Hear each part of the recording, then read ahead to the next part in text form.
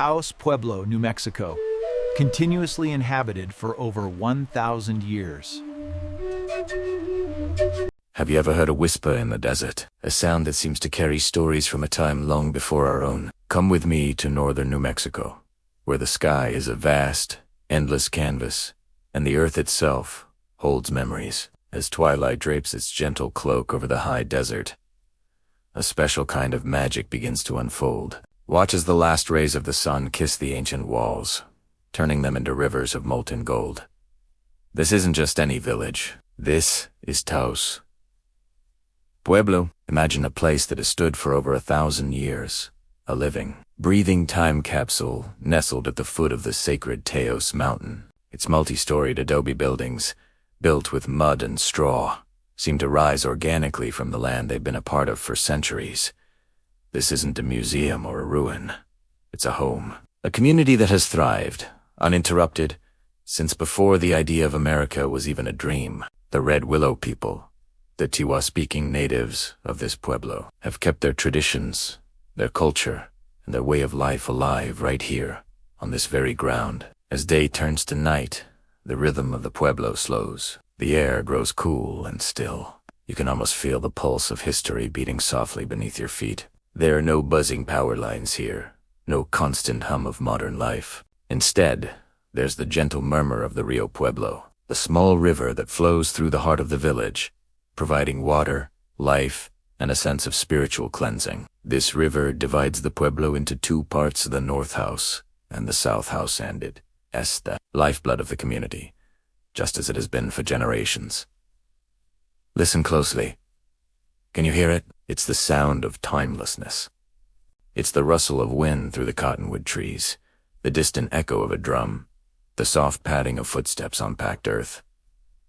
It's a peace that settles deep in your soul. Each corner you turn, each ladder you see leaning against a sun-baked wall, tells a story of resilience, of community, and of a profound connection to the natural world. The structures themselves are a testament to this bond, built from the very earth they stand upon, designed to stay cool in the summer heat and warm during the winter snows. This is a place where the sacred and the everyday are woven together so tightly. They are one and the same. The architecture is more than just shelter. It's a physical representation of their beliefs and social structure. The higher levels were historically used for defense, while the lower levels were for living and storage. Families passed down their homes from one generation to the next, maintaining the very walls their ancestors built. Think about that for a moment.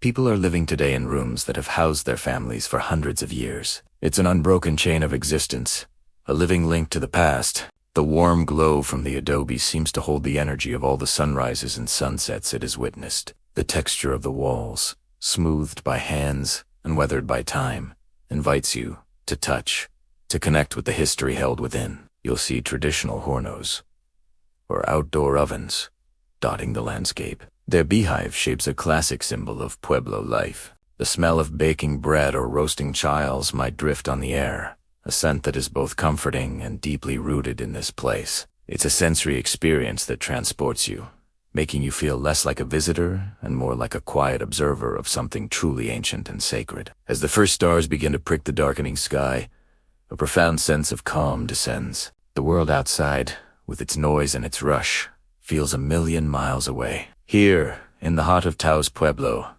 you're reminded of a different way of being, a way that is slower, more deliberate, more in tune with the cycles of the earth. This isn't just a trip to a historic site. It's a journey into the soul of a culture that has endured. It's an invitation to slow down, to listen, and to feel the enduring spirit of a place that is, in every sense of the word, timeless. The beauty of Taos Pueblo at twilight is subtle and powerful. It's in the deep shadows that pull in the alleyways, the soft, amber light spilling from a single window, the silhouette of the mountain standing guard over the village. It's a reminder that some things are built to last, not with steel and glass, but with earth, water, and spirit. This is a place that teaches us about sustainability, community, and the importance of honoring our roots. The stillness of the evening is not empty.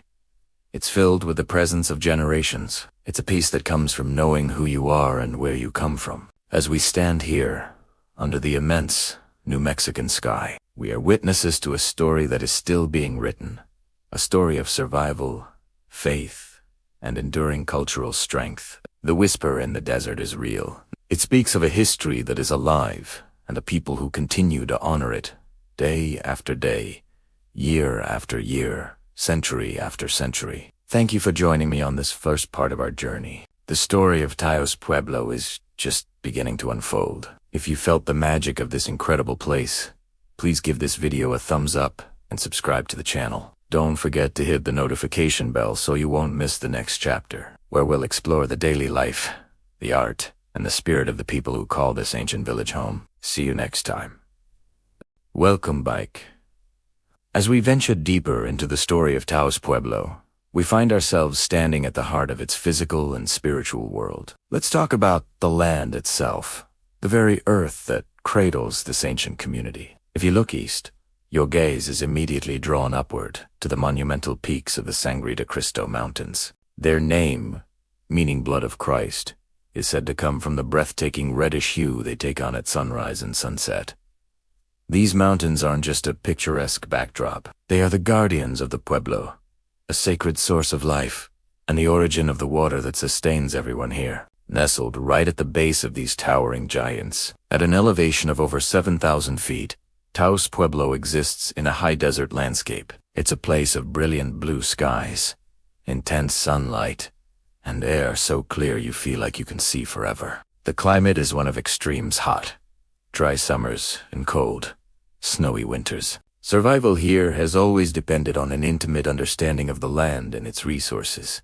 A knowledge passed down through countless generations, this unique geography has profoundly shaped the Pueblo's architecture, its agriculture, and its entire way of life, forging a people as resilient and enduring as the mountains that watch over them. And flowing directly from the heart of those sacred mountains, from a pristine, protected lake known as Blue Lake, is the lifeblood of the Pueblo, the Rio Pueblo de Taos.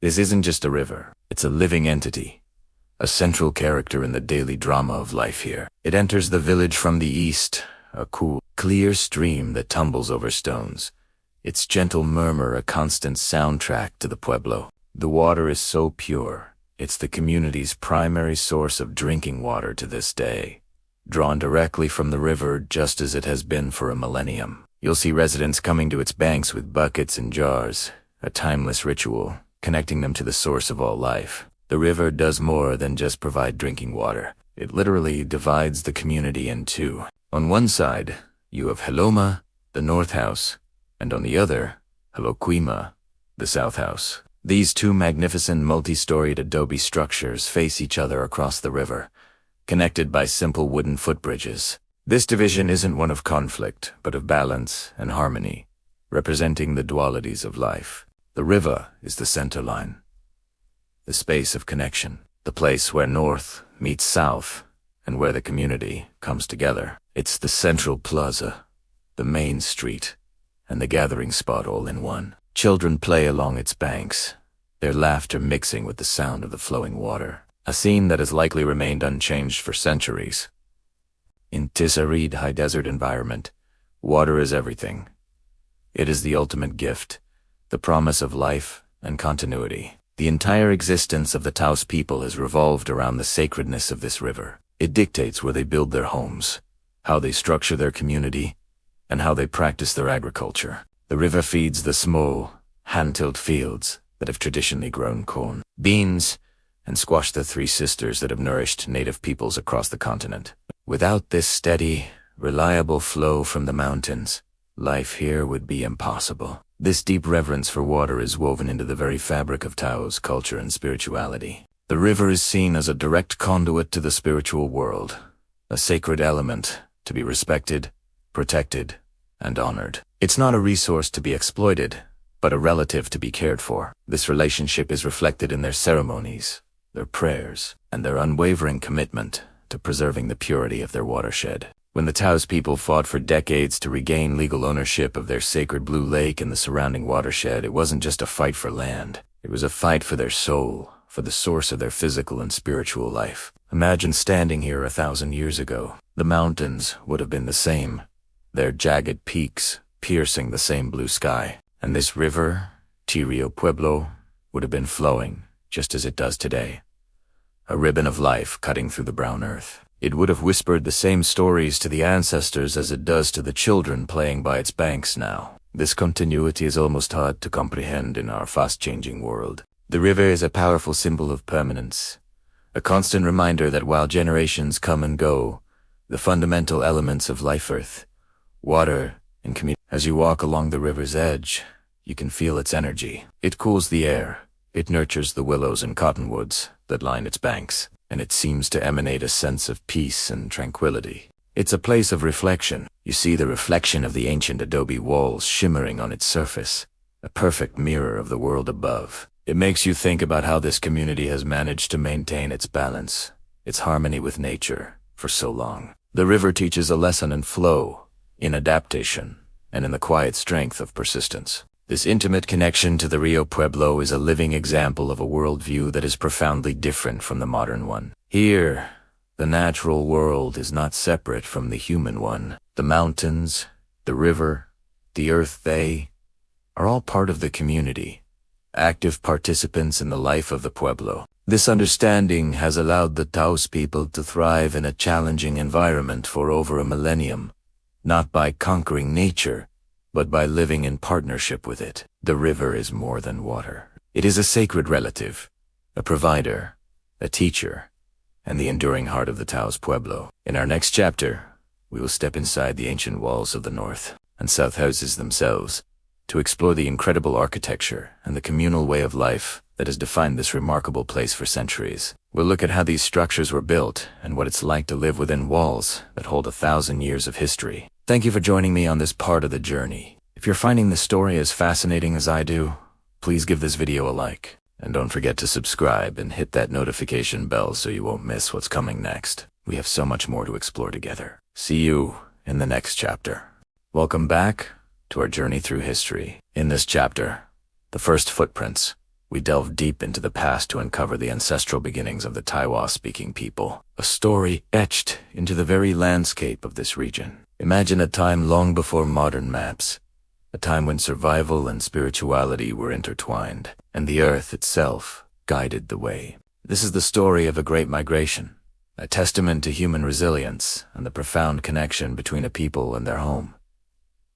The story begins over a millennium ago. Where did the ancestors of the Tiwa people come from? While the exact starting point is veiled in the mists of time, oral traditions and archaeological evidence suggests a long and arduous journey. These weren't aimless wanderings. They were purposeful movements, likely driven by a combination of factors: climate change, the search for fertile land, or perhaps a spiritual calling, a quest for a prophesied homeland. Imagine small, tight-knit groups of families carrying their culture, their language, and their hopes, moving across vast and often unforgiving landscapes. They would have followed rivers, navigated by the stars, and read the signs of nature to find their path. Each step was a step into the unknown, a test of their strength and their faith in the journey ahead. Their migration stories are not just historical accounts. They are epic poems passed down through generations. They speak of powerful leaders, of supernatural guidance,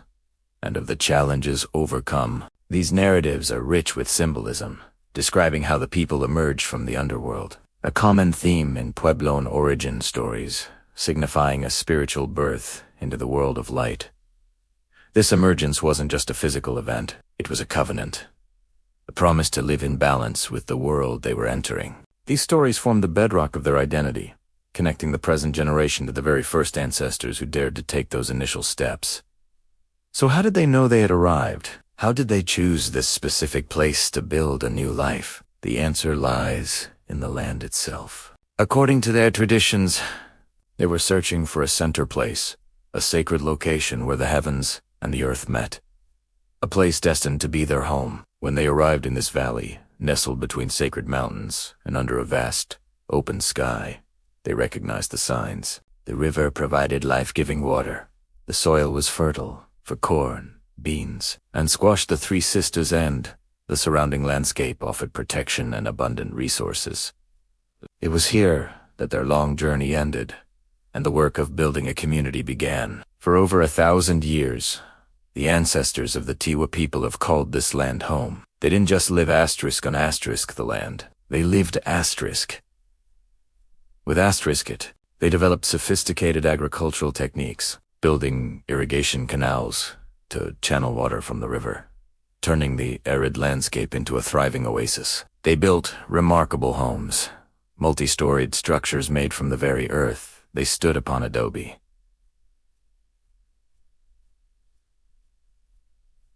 These villages were not just collections of houses. They were living, breathing organisms designed for community, defense, and ceremony. The architecture itself reflects their worldview, with plazas oriented to the cardinal directions and kivas, chambers symbolizing the connection to the underworld from which they emerged. This deep, intimate relationship with the land is central to their spiritual worldview. Everything in their environment is imbued with life and spirit. The mountains that cradle the valley are not just geological formations. They are sacred guardians, protectors of the people. Each peak has a name, a story, and a specific spiritual significance. They are seen as the homes of powerful spirits who influence the weather, bring the rain, and ensure the well-being of the community. Pilgrimages to sacred sites in the mountains are essential acts of reverence and reciprocity, a way to maintain the vital connection between the people and these powerful spiritual entities. Similarly, the sky is not an empty void, but a celestial map, a source of guidance and power. The sun, the moon, and the stars are divine beings who govern the cycles of life, death, and renewal. The winter and summer solstices are not just astronomical events, they are pivotal moments in the ceremonial calendar, marking times for reflection, renewal, and celebration. The movements of the constellations told them when to plant and when to harvest, and their cosmology was intricately woven into the fabric of their daily lives. The sky was a partner in their existence, a constant presence that connected them to the cosmos. This worldview is one of balance and harmony. The Tiwa people understand that they are part of a larger, interconnected web of life. Their spiritual practices, ceremonies, and daily actions are all aimed at maintaining this delicate balance. It's a relationship of reciprocity. You give back to the land, and the land, in turn, provides for you. This isn't just an abstract philosophy. It is a practical guide for sustainable living that has allowed them to thrive in this environment for centuries. Every harvest is a gift, every rainfall a blessing, and every mountain a revered ancestor. As we stand here today, in a world so different from that of their ancestors, the legacy of those first footprints remains. It is present in the language, in the ceremonies that continue to be practiced, and in the unyielding reverence for the land. The story of the Tiwa people is a powerful reminder that a home is more than just a place. It's a living relationship built on respect, reciprocity, and a deep spiritual connection that transcends time. It's a story of how a people and a place can become one, their destinies forever intertwined. Thank you so much for joining us on this part of our exploration. The story of this land and its people is incredibly rich, and we've only just begun to understand its depth. Welcome back to our journey through time. Today, in Chapter 4, we're not just looking at history, we're touching it, feeling it, and understanding how it was built, quite literally, from the ground up. We're exploring the ancient and beautiful art of adobe architecture, a tradition that has sheltered communities for centuries. Have you ever wondered what it would be like to live inside a home made from the earth itself? A home shaped not by machines, but by human hands, using the most fundamental elements around us: earth, water, and sun. This is the story of adobe, a building method that's both incredibly simple and profoundly sophisticated. The process begins with the very soil beneath our feet.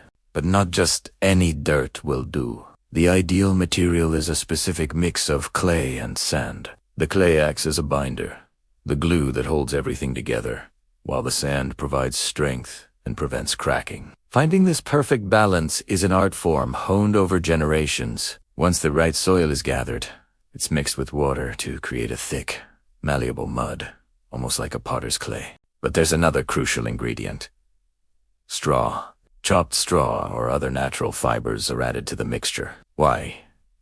Think of it like a natural rebar. The straw strengthens the bricks, helps them dry evenly, and prevents them from shrinking and cracking under the intense heat of the sun. It's a brilliant, organic solution that adds resilience to the final structure. With the mixture ready, the real handiwork begins. The mud is packed into wooden molds, typically rectangular, and pressed down firmly to remove any air pockets. Once the mold is filled, it's carefully lifted away, leaving behind a wet, perfectly shaped brick on the ground. This process is repeated over and over, transforming a patch of earth into rows upon rows of future homes. Now comes the power of the sun. These green bricks are left to bake in the open air for days, sometimes weeks, depending on the weather. The sun's energy slowly and patiently draws the moisture out, hardening the mud into a durable, stone-like block. There's no kiln, no furnace, just the pure,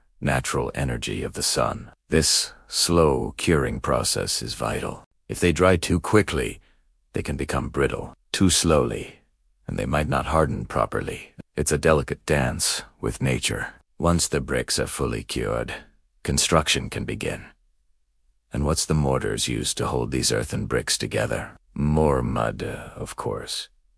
A slightly wetter version of the same adobe mix is slathered between the bricks, binding them together as it dries. Layer by layer, the walls rise from the ground, each brick a testament to the labor and care invested in it. The walls are often built incredibly thick, sometimes several feet, which provides fantastic insulation. This thickness is the secret to adobe's climate-controlling genius. In the heat of the day, the thick walls slowly absorb the sun's warmth, keeping the interior surprisingly cool. Then, as the desert night brings a chill to the air, the walls gradually release that stored heat, keeping the inside comfortable and warm. It's a natural, passive form of heating and cooling that's remarkably effective and requires zero energy. It's a design that works in perfect harmony with its environment. When you look at the Pueblo dwellings, you see this technique taken to an awe-inspiring level. These aren't just single-story homes. They are magnificent, multi-story complexes that seem to grow organically from the landscape. Imagine a city sculpted from a single material. The buildings are stacked in a terraced fashion, with the roof of one level becoming the front patio or plaza for the level above. This stacked design is both a practical and a communal masterpiece. It creates a dynamic, interconnected living space. Ladders, traditionally made from ponderosa pine or aspen, were used to access the upper levels. In ancient times, the ground floor structures often had no doors or windows, with entry only possible through a hole in the roof, accessed by a ladder. This was a brilliant defensive feature, making the Pueblo a veritable fortress. If an enemy approached, the inhabitants could simply pull up the exterior ladders, sealing off the community. The skyline of a Pueblo is unlike any other in the world. It's a collection of soft, rounded corners and flowing lines, a direct result of being shaped by hand and weathered by the elements over centuries. The final touch is a plaster made from a finer clay mixture, which is smoothed over the exterior and interior walls. This outer layer protects the adobe bricks from rain and wind and needs to be periodically reapplied. A communal activity that brings everyone together to care for their shared home. Building with adobe is more than just an architectural technique. It's a philosophy. It's about using local, sustainable materials. It's about creating structures that are in tune with the climate and the landscape. And most importantly, it's about community. These incredible buildings were not built by one person, but by the hands of many, working together. Each brick, each wall, holds the story of a family, a community, and a deep connection to the earth. It reminds us that sometimes the most advanced solutions are the ones that have been with us all along, waiting to be rediscovered in the earth and the sun. Thank you for joining me on this exploration of adobe architecture. It's a powerful reminder of human ingenuity and our relationship with the natural world. If you found this journey as fascinating as I did, please give this video a like. And do you want to forget to subscribe and hit the notification bell so you don't want to miss our next chapter? We have so much more to discover together. See you next time. Welcome back, fellow travelers, to our journey through the heart of the American Southwest. Today, we arrive at Chapter 5, A Village Without Time. Step with me, if you will, out of the frantic rush of the modern world and into a place where the clock seems to lose its power. Here, in the ancient Pueblo lands, Time isn't a line we race along, but a circle we live within. Imagine waking not to an alarm, but to the soft light of dawn painting the adobe walls. The day begins with a quiet reverence, a prayer whispered to the rising sun, a sacred acknowledgement of the gift of another day. This isn't a chore. It's the first beat in a rhythm that has pulsed through this community for centuries. It's a rhythm of gratitude, of connection to the earth and the cosmos. From this moment of stillness, the village awakens. You won't find a morning commute here. Instead, life flows into communal labor. Neighbors work side by side, their hands shaping clay, tending to fields of corn, beans, and squash, or maintaining the very structures they live in. There's a shared purpose in every task. The strength of one is the strength of all. The harvest isn't just for a single family. It's for the entire village. This collective effort weaves a tapestry of interdependence that is both beautiful and incredibly resilient. It's a powerful reminder that we are stronger together, a lesson the modern world often forgets in its celebration of the individual. As the sun arcs across the vast, blue sky, the day is measured not in hours and minutes, but in the position of shadows and the needs of the community. There's a natural, unhurried pace to everything.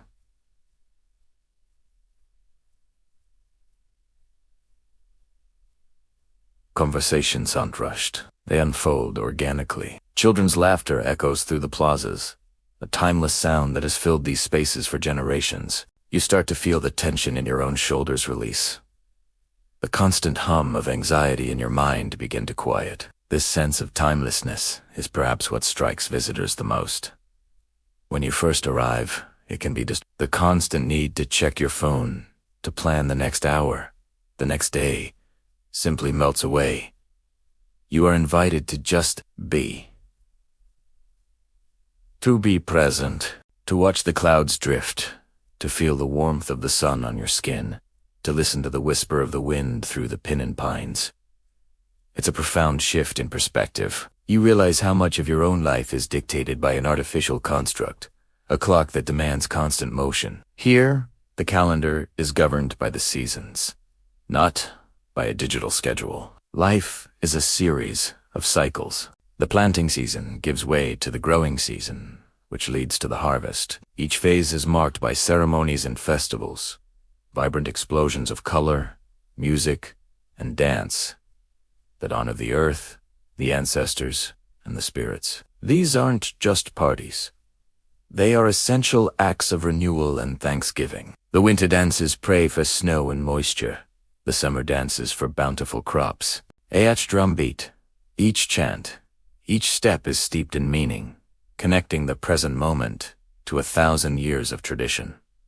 Think about our world, the world beyond these adobe walls. It's a world of deadlines, of instant notifications, of constant acceleration. We chase progress, efficiency, and growth, often without stopping to ask why. We measure success in acquisitions and achievements, always looking ahead to the next goal. The Pueblo offers a stark and beautiful contrast. Here, success is measured in continuity, in the health of the community, in the preservation of a way of life that is in harmony with the natural world. The unchanging pace of the Pueblo isn't about stagnation. It's about stability. It's about understanding that some things are too important to be rushed. It's a wisdom that recognizes the value and tradition in the slow, deliberate passing of knowledge from one generation to the next, while our world races forward, often leaving its past behind. The Pueblo carries its history into the future, not as a burden, but as a foundation. Standing in the central plaza as dusk settles, you can feel the layers of time. You're standing where countless generations have stood before you. They watched the same stars emerge in the same clear night sky. They felt the same cool desert air settle over the village. In T's plays, the past is not a distant country. It is a living presence. You feel a profound sense of connection, not just to the people around you, but to all who have called this place home. It's a powerful, humbling experience. It forces you to question your own relationship with time. Are you its master or its slave? Here, in this village without time, the people are its partners, dancing to a rhythm that is as old as the mountains and as constant as the sun. They teach us that perhaps the richest life isn't the fastest one, but the one that is most deeply lived. Thank you for joining me on this reflective part of our journey. It's a lot to think about, isn't it? If this story resonated with you, please give this video a like and consider subscribing to the channel for more explorations into the soul of the Southwest. We'd love to have you in our community. Until next time, travel safely and live deeply. Camera opens on a warm, inviting scene. Perhaps a reconstruction of an ancient village kitchen, or a beautifully shot loaf of bread being pulled from a wood-fired oven. The narrator's voice is warm, friendly, and slightly nostalgic. Hello, and welcome back to our journey through time. In our last chapter, we uncovered the tools and technologies that shaped this ancient world. But a civilization isn't just built from stone and clay. It's built from people, from connections, and from the shared moments that turn a group of individuals into a true community. Today, we step into the very heart of that community. This is Chapter 6, Fire, Feast, and Family. Imagine waking up not to the sound of an alarm clock, but to the gentle murmur of voices from the courtyard. The distant laughter of children already at play, and a scent that's woven into the very fabric of memory, the warm, earthy aroma of bread baking. This wasn't a special occasion. This was the rhythm of daily life. The air itself told you that the community was awake and working together. At the center of this daily ritual was a structure that was so much more than a simple cooking device. The community oven, or the horno asterisk, as it was known in many cultures. These weren't tucked away in private kitchens. Instead, they stood proudly in a shared space, large, domed, and built of earth and stone. They were the beating heart of the village, a source of literal and figurative warmth. Each morning, families would bring their prepared dough, each loaf uniquely shaped or marked, to be baked in the shared heat. This simple act of baking bread together was a master class in cooperation.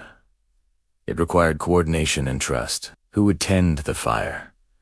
Whose turn was it to place their loaves inside? It was a system built on unspoken rules and mutual respect. This wasn't about efficiency in the modern sense. It was about community. Sharing an oven meant sharing a resource, sharing a responsibility, and ultimately, sharing the fruits of that labor. But the bonds of this society extended far beyond the oven. The very concept of family was broader and more encompassing than what many of us experience today. Life was lived in extended family units, where grandparents, parents, aunts, uncles, and cousins often lived under the same roof or in a tightly knit cluster of homes. This wasn't just for convenience. It was the fundamental social safety net. Think about it. Who looked after the children while the parents worked in the fields? The entire village did. Older siblings, cousins, and grandparents all played a role. A child running through the village was never truly unsupervised. They were under the watchful and loving eyes of a dozen parents. This communal approach to child rearing created incredibly strong bonds between generations and across family lines. It fostered a deep sense of belonging and security from the earliest age. Everyone had a role, and everyone was valued. The elders, in particular, held a place of immense honor. They were the living libraries of the community. With no written records to rely on, history, tradition, and essential knowledge were passed down orally. Imagine sitting by the fire as the sun sets, the day's work is done, and an elder begins to speak. They wouldn't just be telling a story. They would be weaving the tapestry of their people's identity. They'd recount tales of great ancestors, explain the meanings behind seasonal rituals, and share practical wisdom passed down through countless generations. How do you read the sky to predict the weather? Which plants have healing properties? These weren't just charming folktales. They were essential survival guides, cultural blueprints, and moral compasses, all delivered through the captivating art of storytelling. The children would listen, wide-eyed, absorbing the knowledge that would one day make them the keepers of the flame. This constant interaction, this daily dance of cooperation, was the glue that held their world together. When a new home needed to be built, neighbors didn't just watch. They showed up with their tools and their strength. When a family faced hardship, the community rallied, sharing food and offering support without a second thought. This wasn't charity. It was an ingrained understanding that their fates were intertwined. The well-being of one was the well-being of all. Life was a public affair. The sounds of daily life, the rhythmic thud of a pestle grinding grain, the chatter of women washing clothes at the stream, the shouts of a game being played in the square were the soundtrack of their existence. Privacy, as we know it, was a foreign concept, but in its place was something perhaps even more valuable, a profound and constant sense of connection. You were never truly alone. This interconnectedness culminated in the feast. The feast was the ultimate expression of community. Whether celebrating a harvest, a wedding, or a seasonal festival, it was a time when the entire village came together to share in abundance. The food, prepared collectively, was a testament to their shared labor. The music, the dancing, the stories, it was a joyous and vibrant affirmation of their shared identity and their reliance on one another. These celebrations were a powerful reminder that despite the hardships and the endless work, life was something to be savored and celebrated. It was in these moments of shared joy, gathered around the fire, that the bonds of family and community were forged, strengthened, and passed on to the next generation. So, as we look back, we see that the true strength of this civilization wasn't in its walls or its weapons, but in the intricate web of relationships that defined everyday life. It was in the shared heat of the asterisk, Horno asterisk, the watchful eyes of the elders, and the collective laughter that echoed through the village. It was a life built on a simple yet powerful principle. We are stronger together. Thank you so much for joining me on this exploration of fire, feast, and family. It's a beautiful reminder of the power of community, something we can all learn from. If you enjoyed this journey, please give this video a like and consider subscribing to the channel for more stories from our shared past. We'd love to have you as part of our community. See you in the next chapter. Step into the heart of a spiritual world where the past and present dance in perfect harmony. Today, we journey into the soul of a community shaped by centuries of belief, resilience, and beautiful adaptation. Imagine a time long before modern borders, when the Tiwa people lived in deep connection with the earth. Their spiritual life was a rich tapestry woven from the rhythms of the seasons, the wisdom of the elders, and the sacred power of the land itself. This ancient faith was the very heartbeat of their existence, guiding everything from the planting of corn to the raising of children. Then, a new chapter began with the arrival of the Spanish. They brought with them a different faith, Catholicism, with its own powerful stories, rituals, and saints. What happened next wasn't a simple replacement, but a remarkable fusion. Instead of one belief system erasing the other, they began to blend, creating a unique spiritual landscape that is truly awe-inspiring. This is the story of how two powerful currents of faith merged to form a single, mighty river. Picture the iconic adobe mission churches, standing tall against the brilliant blue sky. From the outside, they are symbols of Catholicism. But step closer, and you'll see details that tell a deeper story. Look at the artwork, listen to the hymns sung in the Tiwa language, and feel the spirit of the place. Here, the Virgin Mary might be honored alongside ancient Earth Mother figures, and Christian saints are revered with a devotion that echoes the respect once given to nature spirits. It's a syncretism born not just of survival, but of profound spiritual understanding. The Tiwa people found common ground, seeing reflections of their own core beliefs in the new faith. They embraced what resonated and integrated it into their own worldview, creating something uniquely theirs. This wasn't about losing an identity, but about expanding it, proving that faith can be fluid, adaptive, and incredibly resilient. At the very core of this spiritual world are the kiva. These sacred, often subterranean chambers are the heart of traditional Tiwa religious life. They are more than just buildings. They are portals to the spiritual realm, places where the community connects with its ancestors and the fundamental forces of the universe. For centuries, kivas had been the center for instruction, for counsel, and for the most vital ceremonies. They are the womb of the community, where life is renewed and balance is restored. The teachings and rituals that take place within these hallowed walls are the bedrock of Tiwa identity, passed down through countless generations. The kiva represents a direct link to the origins of the people, a physical and spiritual anchor in an ever-changing world. It is a space of immense power and reverence, holding the collective memory and spiritual energy of the community. From these sacred kivas, life itself spills out in the form of ceremony and dance. These are not performances for an audience. They are prayers in motion.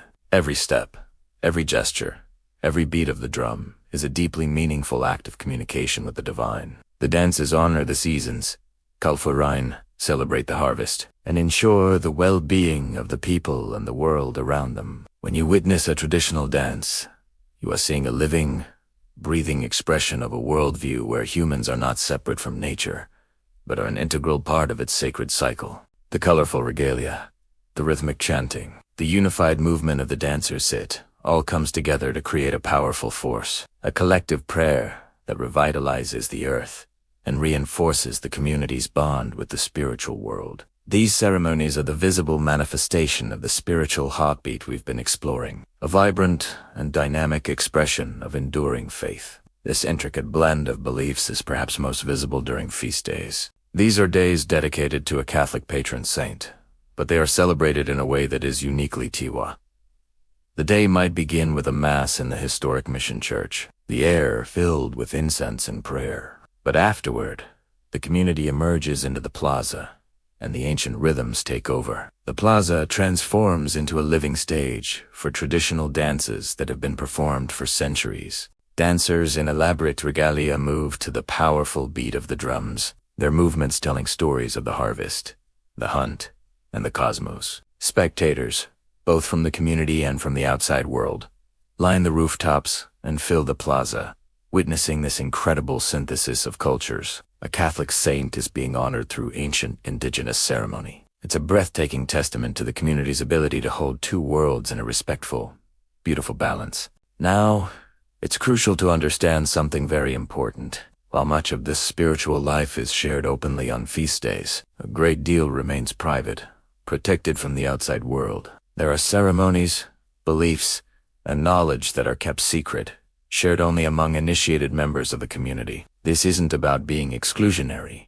It's about preservation. For centuries, the Tiwa people faced immense pressure to abandon their traditional ways. Keeping certain aspects of their religion private was a necessary act of survival and resistance. It ensured that the core of their spiritual identity would remain intact, pure, and safe from misunderstanding or exploitation. This quiet respect for secrecy is a vital part of their cultural strength. It's a reminder that we, as outsiders, are only ever seeing a small part of a much deeper and more complex spiritual reality. This sacred privacy commands our deepest respect. When we are fortunate enough to be invited into these spaces, whether as a visitor to a public dance or simply as a traveler passing through, we are guests. It's our responsibility to behave with humility and reverence. This means asking for permission before taking photos or videos, listening more than we speak, and never trying to enter areas that are designated as private, like the kivas. We must recognize that we are not at a tourist attraction. We are in someone's home and their church. By showing quiet respect, we honor the incredible resilience and generosity of the Tiwa people. We acknowledge the centuries of struggle they have endured to protect their culture, and we contribute to an environment where their traditions can continue to thrive for generations to come. So, the spiritual heartbeat of the Tiwa people is a powerful and complex rhythm. It's a symphony composed of ancient melodies and newer harmonies, a testament to the human spirit's capacity for adaptation and faith.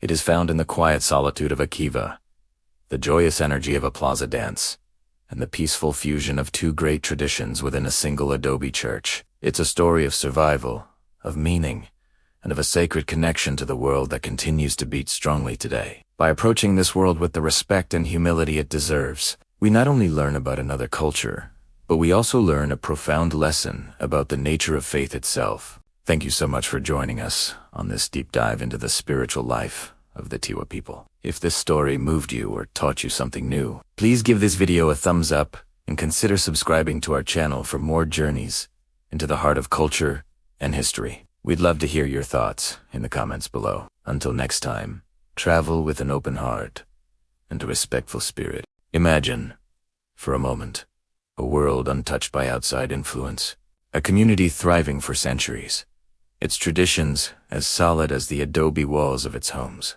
This was the reality for the people of Taos Pueblo, nestled in the mountains of what we now call New Mexico. But in the 1500s, the horizon brought something new. something that would change their world forever. Strangers. Welcome back to our journey through history. Today, in Chapter 8, we explore one of the most pivotal moments for the Taos people. The arrival of the Spanish. This wasn't just a meeting of two cultures. It was a collision of worlds, an encounter that would echo through the centuries. The first Spanish feat to tread near Taos Pueblo belonged to the expedition of Hernando de Alvarado, part of Coronado's larger quest for the fabled cities of gold in 1540. Imagine the scene. Armored men, unstrange, powerful beasts we know as horses, carrying banners and crosses, emerging from the vast landscape. For the people of Taos, who had lived in relative isolation, this must have been a sight of both wonder and apprehension. Initial interactions were a delicate dance of curiosity and caution. The Spanish, driven by God, gold, and glory, saw a new land to claim for their crown and new souls to convert to their faith. The Taos people, in turn, observed these newcomers with a mix of hospitality and deep-seated suspicion. Gifts were exchanged, perhaps woven textiles and pottery from the Pueblo, and glass beads or metal trinkets from the Spanish. These early meetings were filled with gestures and attempts at communication across a vast linguistic and cultural chasm. But underneath the surface of these initial pleasantries, a current of misunderstanding and tension was already beginning to flow. The Spanish saw the Pueblo people as subjects for a distant king and potential converts for their church. The Taos people saw intruders in their ancestral lands, whose motives were unclear and whose presence felt like a looming threat to their way of life. This tension wasn't unfounded. The Spanish demanded food and supplies from the Pueblo communities, resources that were often scarce. They viewed the deeply spiritual and complex Pueblo religion as paganism, something to be eradicated. This fundamental clash of worldviews, one of conquest and conversion, the other of sovereignty and tradition, set the stage for conflict. Resistance wasn't always overt, at least not at first. It was in the subtle refusal to abandon ceremonies, in the secret continuation of ancient rituals, and in the growing whispers of defiance that passed between the Pueblo villages. The strangers had arrived, and the initial cautious welcome was rapidly giving way to a period of profound challenge and resistance. By the turn of the 17th century, the Spanish presence was no longer a temporary expedition. It was a permanent colonization. With the soldiers came the Franciscan missionaries, whose primary goal was the conversion of the Pueblo people to Catholicism. Their strategy was to supplant the old ways with the new, and the most powerful symbol of this effort was the construction of churches, often built right in the heart of the Pueblos themselves. Around 1619, this policy reached Taos. The Spanish directed the construction of the first San Geronimo church. Now, it's crucial to understand what this meant. This wasn't a community project born from shared faith. The labor was forced. Taos men were compelled to build a monument to a foreign god, using the very earth and timber of their ancestral land. The church's location was also a strategic and symbolic statement. It was often built over or near a kiva, the sacred underground chambers that were the center of Pueblo's spiritual life. The message was clear. Our God is superior. Your beliefs must be buried. Imagine the psychological and spiritual impact. The construction of the San Geronimo mission was a daily, physical reminder of Spanish dominance. It represented a direct assault on the Taos worldview. Their cosmos was a balanced and intricate web of relationships between the people, the land, the sky, and the spirits. The kiva was a portal to that spiritual world. Building a massive adobe church, a structure of a completely different spiritual and architectural language, directly on top of or next to these sacred spaces, was a profound act of desecration. This wasn't just about architecture. It was a battle for the soul of the community. The Franciscans forbade traditional dances and ceremonies, punishing those who participated. They destroyed sacred objects like Kashina figures, calling them idols. They imposed a new calendar of saints' days over the traditional cycle of agricultural and seasonal rituals. For the Taos people, this was an attempt to sever their connection to their ancestors, their land, and the very essence of their identity. The Church of San Geronimo, with its thick adobe walls and imposing bell towers, stood not as a beacon of new faith, but as a fortress of occupation, and a symbol of the deep and irreconcilable clash of beliefs that defined this era. The resentment simmered, the pressure built, and it was only a matter of time before it would erupt. The decades following the construction of the first San Geronimo Church were a period of intense pressure and simmering rebellion for the people of Taos Pueblo. The Spanish colonial system was relentless. It demanded not only spiritual conversion but also economic tribute. The Taos people, like other pueblos, were forced into the encomienda system, a brutal form of tribute where they had to give a portion of their crops, textiles, and labor to Spanish colonists.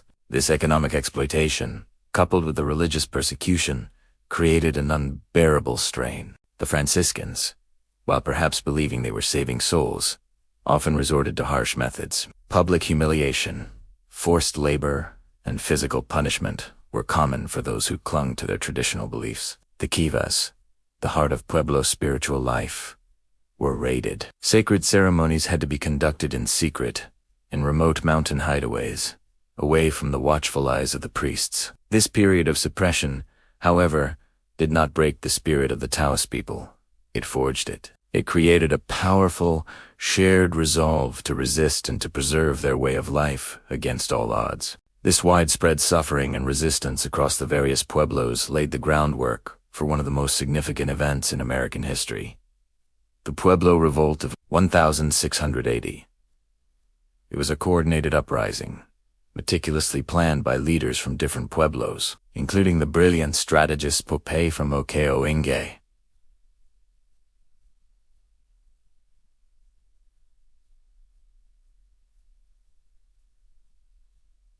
Taos Pueblo, its remote location, and the fierce independence of its people made it a key northern stronghold for the revolt. When the signal was given, the fury that had been suppressed for decades was unleashed. At Taos, the mission of San Geronimo, the very symbol of their oppression, became a primary target. The church was destroyed, and the Spanish colonists and priests who had taken refuge there were killed. It was a violent, desperate act of liberation, a reclaiming of their land and their sovereignty. Across the region, the pueblos rose up together, driving the Spanish colonists, soldiers, and missionaries completely out of New Mexico. They fled south to El Paso del Norte, what we now know as El Paso, Texas. For 12 years, the Pueblo people lived free from Spanish rule. It was a remarkable, unprecedented victory. They worked to erase the symbols of Spanish culture, restoring their kivas, reviving their ceremonies, and governing themselves once more. The Pueblo Revolt of 1680 stands as a powerful testament to the resilience and determination of the Taos people and their neighbors, a successful fight to reclaim their world from the hands of the strangers. It showed that even against overwhelming force, a united people fighting for their culture and their freedom could triumph. The 12 years of independence following the Pueblo Revolt were a brief but vital period of cultural restoration. However, the Spanish had not forgotten the riches and the territory they had lost. In 1692, a new force, led by Don Diego de Vargas, returned with the goal of bloodless reconquest. While de Vargas initially negotiated a peaceful re-entry into Santa Fe, the reality of the reconquest was far from bloodless, especially for the pueblos who resisted. Taos Pueblo was one of the staunchest centers of resistance. They had fought too hard for their freedom to give it up willingly. In 1696, they joined several other pueblos in a second, though less widespread, revolt. The Spanish response was swift and brutal. Governor de Vargas marched his forces north to Taos.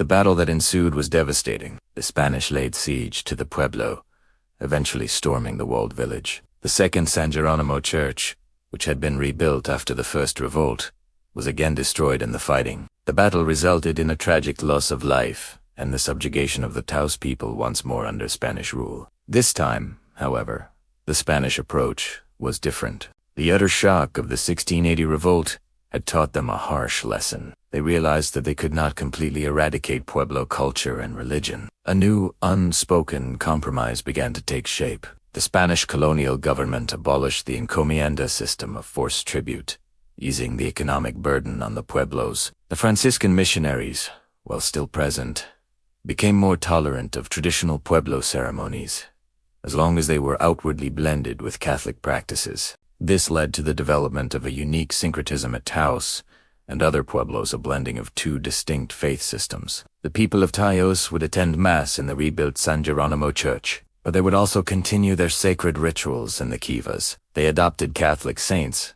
but often imbued them with the characteristics of their own traditional spirits. This duality became a survival strategy, allowing them to maintain their core cultural and spiritual identity while navigating the realities of colonial rule. The Church of San Geronimo, rebuilt for a third time, stands today not just as a Catholic church, but as a complex symbol of this entire history of conquest, destruction, rebellion, and the resilient survival of the Taos people. Thank you so much for joining me on this deep dive into a critical chapter of Taos history. The story of the arrival of the Spanish is one of conflict and change, but above all, it's a story of incredible resilience. If you found this journey through the past meaningful, please give this video a thumbs up. It really helps the channel grow. And for more stories like this, don't forget to hit that subscribe button and ring the bell so you won't miss our next chapter. We appreciate you being here. See you next time. In the arid landscapes of the American Southwest under the vast sun-drenched sky, a story of resistance and unity unfolds. Story often whispered in the annals of history, but one that deserves to be told with the volume it commands. This is the story of the Pueblo Revolt of 1680, a remarkable chapter where a diverse group of people rose up to reclaim their world. Imagine a time, the late 17th century. For nearly 100 years, the Pueblo peoples of what is now New Mexico had lived under Spanish colonial rule. The Spanish had arrived with promises of salvation, but brought with them demands for labor, tribute, and a new, uncompromising faith. They built missions atop sacred kivas, outlawed ancient ceremonies, and punished those who clung to the ways of their ancestors. The air, once filled with the rhythm of traditional life, grew heavy with tension and resentment. The Pueblo people were not a single, monolithic group. They were a collection of distinct communities, from Taos in the north to the Zuni and Hopi in the west, each with its own language, customs, and leadership. This diversity, which the Spanish might have seen as a weakness, would become the bedrock of their strength. For decades, grievances simmered, droughts, strained resources, disease ravaged communities, and the Spanish system of encomienda. A form of forced labor, was breaking the backs and spirits of the people. Sporadic, localized uprisings had occurred before, but they were quickly and brutally suppressed. Something had to change. The scattered embers of dissent needed a unifying force to ignite them into a single, unstoppable flame. That force came in the form of a man named Pope. He was a Tayua religious leader from the Oinge Pueblo, formerly known as San Juan Pueblo. Pope had personally suffered under Spanish oppression. He had been among 47 Pueblo leaders arrested in 1675 on charges of sorcery, the Spanish term for practicing their traditional religion. They were publicly flogged in Santa Fe, and several were executed. This event was not an isolated incident. It was the culmination of years of religious persecution. After his release, Pope took refuge in the remote Taos Pueblo, a place known for its fierce independence. It was here, far from the Spanish center of power in Santa Fe, that the seeds of a grand rebellion were carefully sown. Pope was a visionary and a brilliant strategist. He understood that to succeed where others had failed, the revolt needed to be coordinated, secret, and absolute. It had to involve all the Pueblos. He began to travel between villages, speaking with leaders, reminding them of their shared heritage and their common suffering. He invoked the power of the Katsinas, the ancestral spirits, arguing that the Spanish presence had disrupted the balance of their world, causing drought and famine. To restore harmony, the colonizers had to be expelled. His message resonated deeply. From the Tiwa and Tiwa speakers in the Rio Grande Valley to the Carisan peoples and the distant Zuni and Hopi, a secret alliance began to form. The challenge was communication. How could they coordinate an attack across hundreds of miles without the Spanish finding out? The solution was ingenious and deeply rooted in Pueblo culture. The knotted cord. Runners were dispatched from Taos to over 24 communities, carrying deerskin cords. Each knots in the cord represented a day until the planned uprising. The leaders of each pueblo were instructed to untie one knot each morning. When the last knot was untied, it would be the day to rise together. The date was set for August 11th, 1680.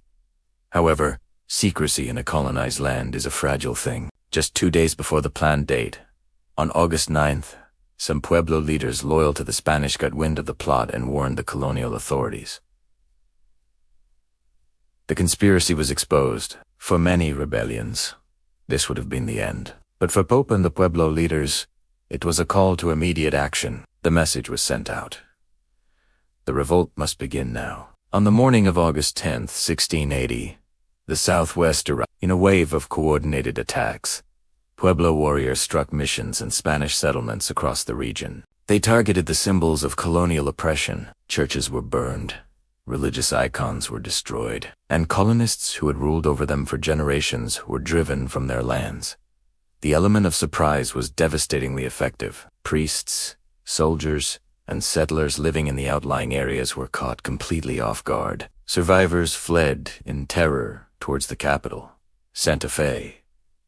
By mid-August, a massive, united Pueblo army had converged on the colonial capital. Thousands of warriors from different pueblos, speaking different languages, now stood together with a single purpose. They laid siege to the palace of the governors, where Governor Antonio de Oderman and about 1,000 terrified Spanish colonists were barricaded. The Pueblo fighters cut off the city's water supply and methodically took control of the town. After several days of intense fighting, Governor Oderman realized their position was hopeless. On August 21st, he and the remaining colonists broke the siege and began a desperate retreat south, down the Rio Grande. The Pueblo warriors watched them go, choosing not to annihilate the fleeing column. Their goal was not total destruction, but expulsion.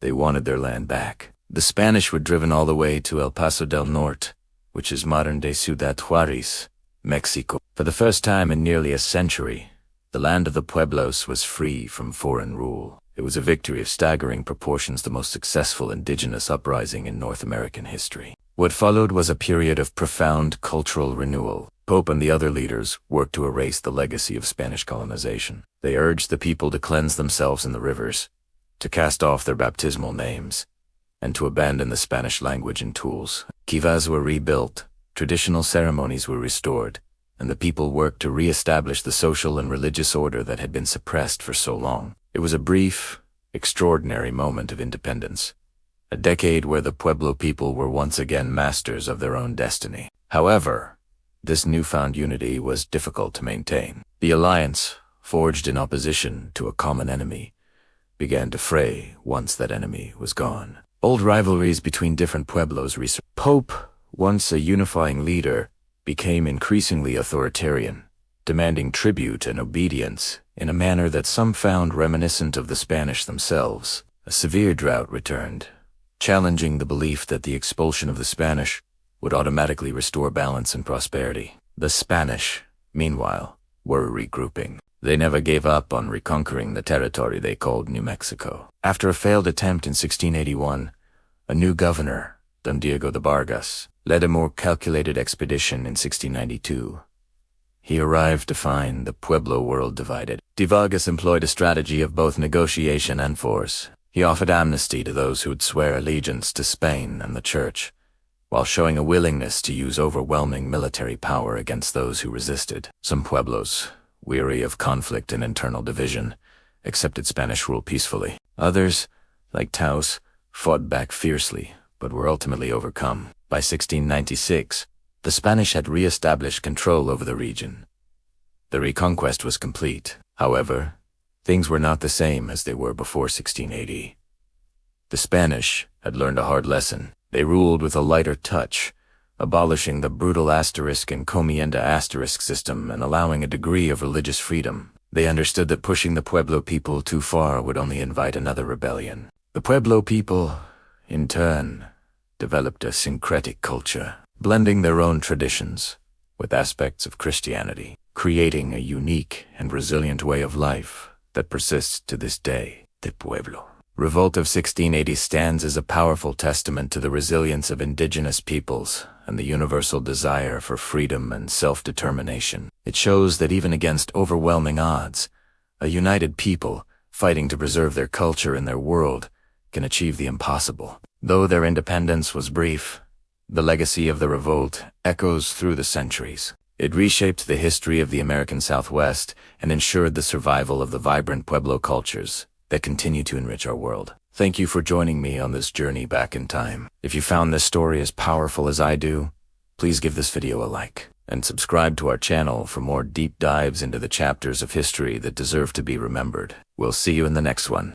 Camera pans across the stark, beautiful ruins of a stone church against a vast blue sky. The narrator's voice is thoughtful and respectful. Hello, and welcome back to our journey through history, culture, and spirit. Today, we arrive at a place that speaks volumes without saying a word.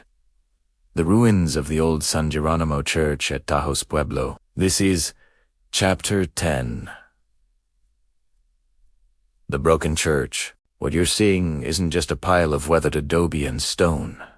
It's a monument, a scar on the landscape that tells a profound story of conflict, survival, and unwavering resilience. To understand this place, we have to travel back in time, to a period of intense turmoil and cultural collision. The original San Geronimo de Taos mission was established by Spanish Franciscans in the early 17th century. From the very beginning, its existence was a paradox. For the Spanish, it was a beacon of faith, a tool for conversion and colonization. For the people of Taos Pueblo, it was a symbol of foreign imposition, a structure that represented the suppression of their ancient traditions and beliefs. This tension simmered for decades, an undercurrent of resentment that would eventually boil over. The first major eruption was the Pueblo Revolt of 1680, a coordinated uprising of Pueblo nations against Spanish rule. The people of Taos played a pivotal role, and the original church was destroyed during the conflict. It was a powerful act of reclamation, a statement that their own culture and spirituality would not be erased. After the Spanish reconquered the territory, the church was rebuilt, a stubborn symbol of renewed colonial authority. But the cycle of conflict was far from over. The most dramatic chapter in this church's history came much later, in 1847, during the Taos Revolt against the newly established American occupation. Seeking refuge from U.S. Army troops, a group of Pueblo and Hispano resistance fighters barricaded themselves inside the thick adobe walls of the church. The American forces, however, showed no hesitation. They bombarded the church with cannon fire, eventually breaching its walls. The battle that ensued was brutal and tragic. The church, a place designated as a house of God, became a scene of intense violence. By the end of the siege, the structure was left in smoldering ruins, and many of the defenders had been killed. It was a devastating blow to the community. After the revolt was suppressed, the U.S. government, in a gesture some saw as inadequate, funded the construction of a new church. You can see it standing nearby, a separate, complete structure where services are held today. But the community made a deliberate choice. They decided not to tear down the ruins of the old church. They left it as it was, broken, battered, but still standing. And that's where its true power lies today. The ruins of San Geronimo are not a monument to defeat. They are a memorial to sacrifice and a testament to endurance. It is a physical reminder of the violence and oppression their ancestors faced, a story etched into the very earth they stand on. By preserving these ruins, the people of Taos ensure that this history is never forgotten. Think about the symbolism. A church, typically a symbol of sanctuary and peace, was turned into a fortress and a tomb. Its destruction wasn't an accident of nature. It was a deliberate act of war. The broken walls and the silent bell tower stand as a powerful indictment of colonial violence, a permanent witness to the cost of conquest. But look closer.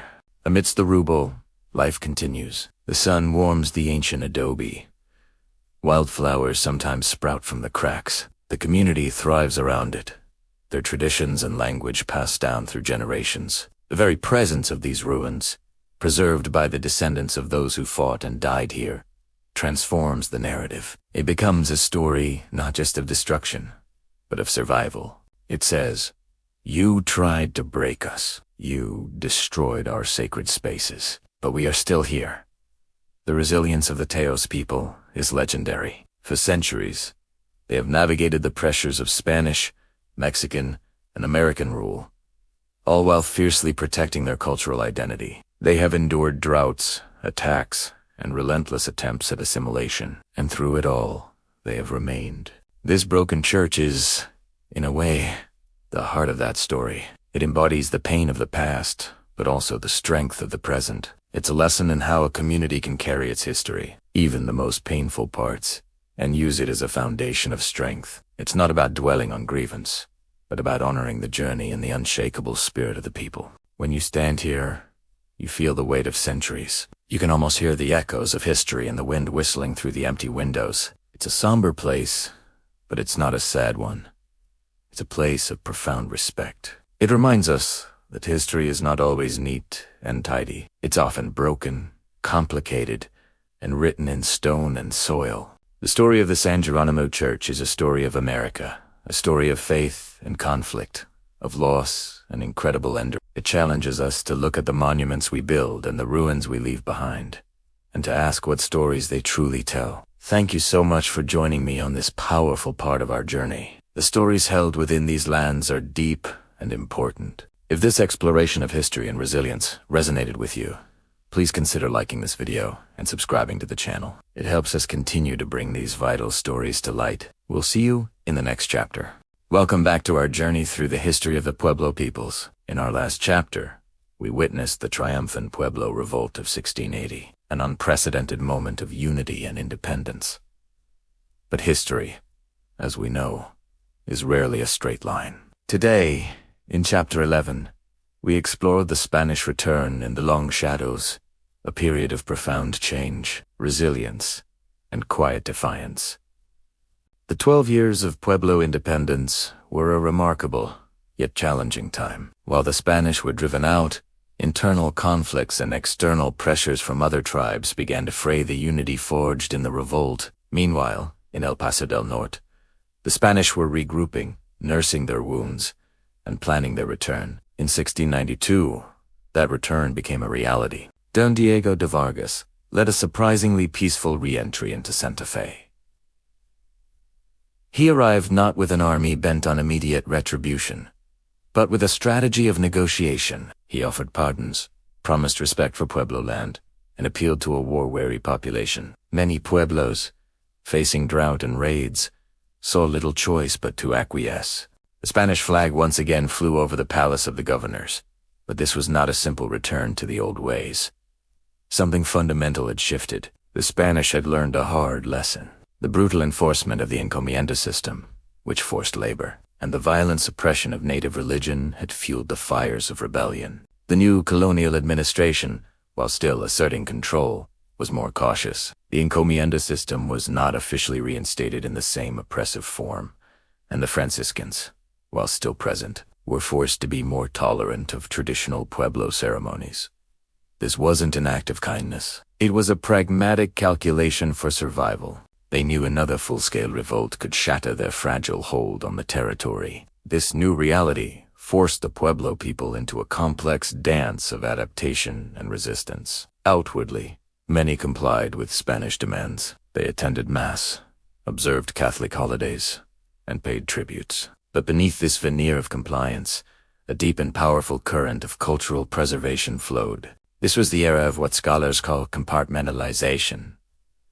The Pueblo people learned to live in two worlds. In the public plaza, they might participate in a Catholic procession, but in the secrecy of the kiva, the sacred underground chambers, the ancient Katsina dances continued. The Catholic saints were sometimes synced their stories and images, blending with those of traditional deities, creating a unique Pueblo Christianity that was both a shield and a form of spiritual defiance. It was a way of saying, "We will take your saints, but we will make them our own. We will speak your language in the trading post, but we will speak ours in our homes." This quiet resistance was a masterpiece of cultural survival. It was a resistance not of open warfare, but of memory, of ritual, and of language. Elders became living libraries, passing down oral histories, songs, and creation stories to the next generation. The languages of the Tayua, Cares, and Zuni people became fortresses, preserving worldviews and cultural knowledge that the Spanish could neither understand nor eradicate.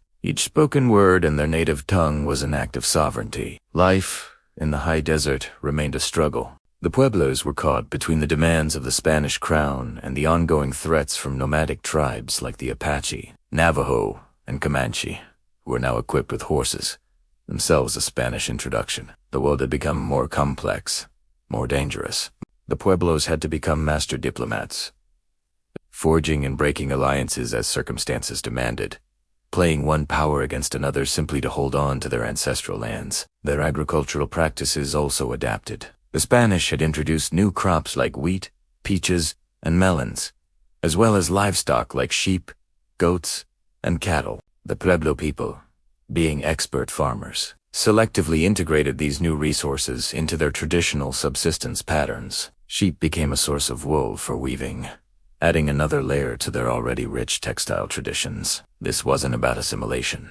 It was about strategic adoption, taking what was useful and weaving it into the fabric of their own culture. Over the decades and into the 18th century, a tense but stable society emerged. It was a hybrid world, a landscape dotted with mission churches and ancient villages, where the sounds of Spanish guitars could mingle with the beat of Pueblo drums. The Spanish colonial presence cast a long shadow, fundamentally altering the political and economic landscape. Yet, in the heart of the kiva, in the stories told by the fireside, and in the rhythm of the ceremonial calendar, the spirit of the Pueblo people endured. They had lost the political independence won in 1680, but they had won something arguably more profound: the survival of their core identity. They proved that a culture can bend without breaking, that it can adapt without surrendering its soul. The long shadows cast by the Spanish return could not extinguish the light of a civilization that had thrived in these lands for millennia. It was a testament to their incredible resilience, a quiet, stubborn strength that would carry them through the centuries to come, through Mexican rule, and eventually the arrival of yet another foreign power from the East, the Americans. Thank you for joining us for this chapter. The story of the Pueblo people is a powerful reminder of the enduring strength of culture and community in the face of immense pressure. If you found this story meaningful, please like, share, and subscribe to our channel for more chapters in this incredible saga. Join us next time as we explore the next phase of this epic journey. Hello, history lovers, and welcome back. Today, we're journeying back to the 19th century to explore a pivotal chapter in American history, when New Mexico became part of the United States. This wasn't just a line drawn on a map. It was a period of immense, seismic change that rippled through every aspect of life in this ancient land. So, grab your virtual saddle and let's ride into the past. Before the mid-1800s, New Mexico was a remote northern province of Mexico, itself having gained independence from Spain just a few decades earlier. Life here was a rich tapestry woven from centuries of Pueblo, Navajo, Apache, and Spanish traditions. Communities were tight-knit. Economies were largely agricultural and based on trade, and the rhythms of life were dictated by the seasons and the land. But on the horizon, change was coming, and it was coming fast. The story of American expansion into this region really kicks into high gear with the Santa Fe Trail. Opened in 1821, this nearly 900-mile trade route was like an artery, pumping new goods, new people, and new ideas into the heart of New Mexico. American traders, with their manufactured goods and wagons, began to arrive in Santa Fe, creating a bustling hub of commerce. This wasn't just about economics. It was a cultural exchange. Suddenly, the isolated communities of New Mexico were connected to the booming industrial economy of the eastern United States. New languages were heard in the plaza, new styles of clothing were seen, and a new way of life began to slowly seep into the existing culture.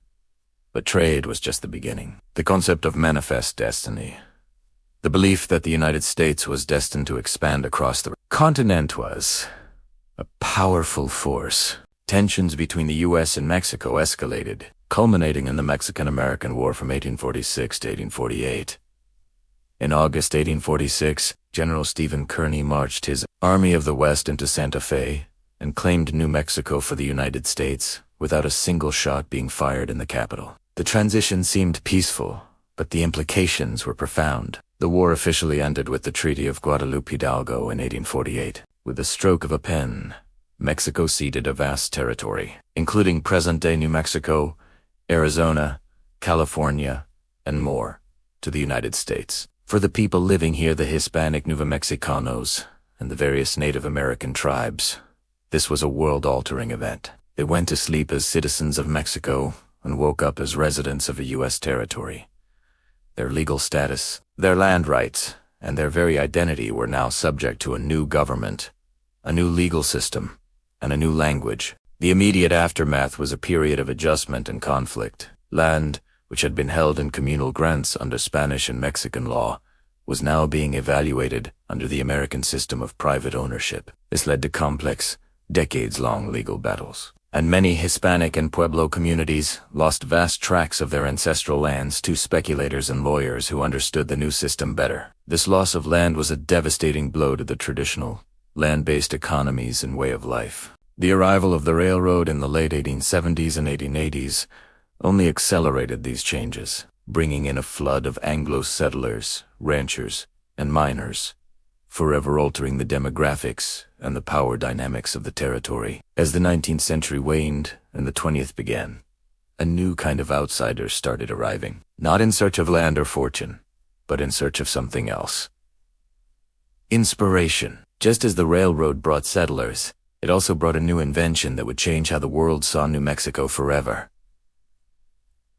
The camera. Photographers like Adam Clark, Vroman, and Edward S. Curtis journeyed to the Southwest, captivated by the dramatic landscapes and the ancient cultures. Their images, particularly of the Pueblo people, were some of the first to be widely circulated back east. These photographs presented a vision of New Mexico as a timeless, almost mythic place. They captured the stunning architecture of the Pueblos, the intricate details of ceremonial dances, and the weathered faces of a people who had endured for centuries. While these images were groundbreaking, they also created a specific narrative. Often, they portrayed Native Americans as a vanishing race, a noble but fading people, which wasn't the full picture. They were, and are, living, evolving cultures, but these photographs sparked a fascination that would draw a new wave of visitors. Following the photographers were the artists. In 1898, two painters, Ernest Blumenschein and Bert Phillips, were on a sketching trip from Denver when their wagon wheel broke just north of Taos. As Blumenschein carried the broken wheel into town for repair, he was completely mesmerized by the quality of the light, the color of the landscape, and the striking beauty of Taos Pueblo. He knew he had found his muse. This serendipitous accident led to the founding of the Taos Society of Artists. This group of highly trained painters, including Joseph Henry Sharp, Oscar Burninghouse, and others, discovered Taos and made it their home. They were drawn by what they saw as an unspoiled America, a place where ancient traditions persisted in the face of modern industrialization. Their paintings were vibrant, romantic, and powerful. They depicted the daily life, ceremonies, and portraits of the Pueblo people, as well as the stunning northern New Mexico landscapes. These artworks were exhibited in major cities like New York and Chicago, and they created a national sensation. People who had never even heard of New Mexico were suddenly captivated by its beauty. The paintings, like the photographs before them, defined the image of New Mexico for the rest of the country. They helped fuel a burgeoning tourism industry and put towns like Taos and Santa Fe on the cultural map. For the first time,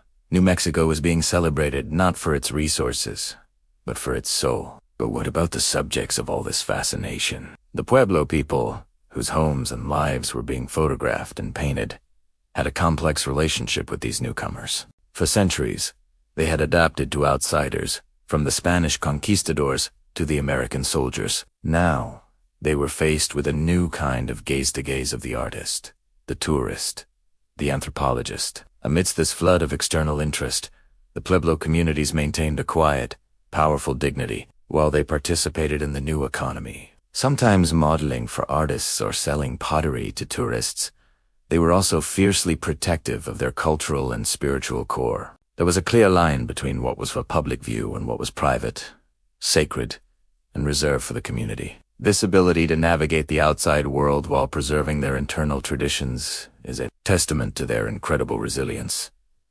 They weren't passive subjects in a painting. They were active participants in their own destiny, adapting to a rapidly changing world on their own terms. Their story is not one of vanishing, but of enduring. So, as we look back on the 19th century, we see how New Mexico's integration into the United States was a complicated, multi-layered process. It was a story of treaties and trade, of conflict over land and clashes of culture. But it was also the beginning of a new chapter, where the unique light and landscape of New Mexico began to capture the imagination of a nation, largely through the lens of a camera and the tip of a paintbrush. It's a story of transformation, of loss, and of the incredible resilience of cultures that continue to thrive today. Thank you so much for joining me on this historical journey. If you found this chapter of American history as fascinating as I do, please hit that like button.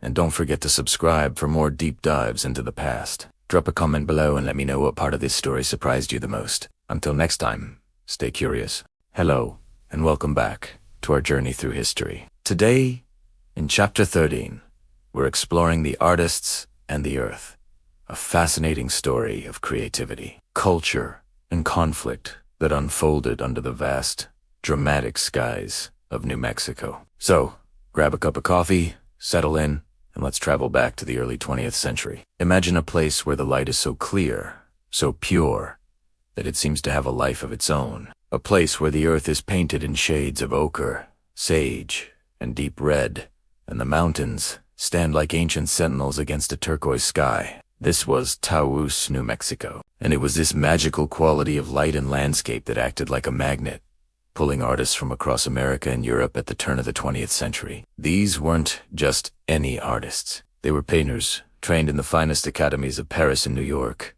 skilled in capturing light and form. But in Taos, they found something different. They discovered a light that was, as they described it, indescribable. It wasn't the soft, diffused light of the East Coast or the gray, moody light of Europe. This was a high-desert light, sharp, intense, and clarifying. It made colors vibrate and shadows cut deep, geometric patterns across the adobe walls and the rugged terrain. The landscape itself was a character in their story, the soaring Sangre de Cristo Mountains, the deep gorge of the Rio Grande, and the ancient, multi-storied Taos Pueblo. It was a visual feast, a challenge, and an endless source of inspiration. For artists like Ernest Blumenschein and Bert Phillips, who stumbled upon Taos by chance after a wagon wheel broke in 1898, the place was a revelation. They felt they had discovered an untouched, uniquely American subject matter. They saw in the landscape and its people a chance to create a new, authentic American art, free from European influences. Word spread quickly through the artistic community, and soon a steady stream of painters, writers, and photographers made the difficult journey to this remote corner of the Southwest. As more artists arrived, they naturally formed a community. In 1915, this led to the official formation of the Taos Society of Artists. This group, which included Blumenschein, Phillips, Joseph Henry Sharp, and others, had a shared mission to promote and sell their art by sending traveling exhibitions across the country. They wanted to show the rest of America the beauty and wonder they had found in Taos. And they succeeded. Their paintings of sun-drenched landscapes, dramatic skies, and portraits of Native American and Hispanic residents captivated audiences nationwide. A central subject of their work was the Taos Pueblo and its people.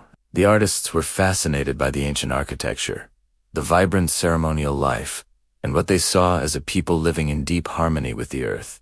Their paintings often depict Pueblo individuals in traditional dress, engaged in daily activities like pottery making, farming, or standing stoically against the backdrop of their ancestral home. These images are beautiful, often bathed in a golden, romantic light. The artists genuinely admired the Pueblo people, viewing them as symbols of spiritual strength and in stark contrast to the rapidly industrializing modern world they had left behind. Through their art, the Taos Society of Artists created a specific image of the Southwest. It was an image of a timeless, peaceful, and profoundly spiritual place. They romanticized Pueblo life, portraying it as an idyllic existence, untouched by the complexities and hardships of the modern era. Their paintings presented a vision of nobility and simple grace, which resonated deeply with an American public yearning for a connection to a more authentic past. In many ways, they helped shape the popular imagination of the American Southwest, an image that persists to this day. However, this is where the story becomes more complicated. While the artist's appreciation was sincere, their perspective was that of an outsider looking in. Their romanticized vision often overlooked the harsh realities faced by the Pueblo people at the time. The turn of the 20th century was a period of immense pressure for Native American communities. They were dealing with forced assimilation policies, the loss of land, economic hardship, and the struggle to maintain their cultural traditions against overwhelming external forces. The paintings of the Taos Society of Artists rarely show this struggle. You won't see the government boarding schools that separated children from their families and languages. You won't see the legal battles over land and water rights. Instead, the art often presents a serene, static, and somewhat mythologized version of Pueblo life. This created a tension that is central to our discussion today. The fine line between artistic appreciation and cultural appropriation. Appreciation is about respect, learning, and genuine admiration from a distance or through collaboration. Appropriation, on the other hand, involves taking elements from a culture without understanding or respecting their original context, often for personal gain or artistic expression, and frequently by a more dominant culture. So, where did the Taos artists fall on this spectrum?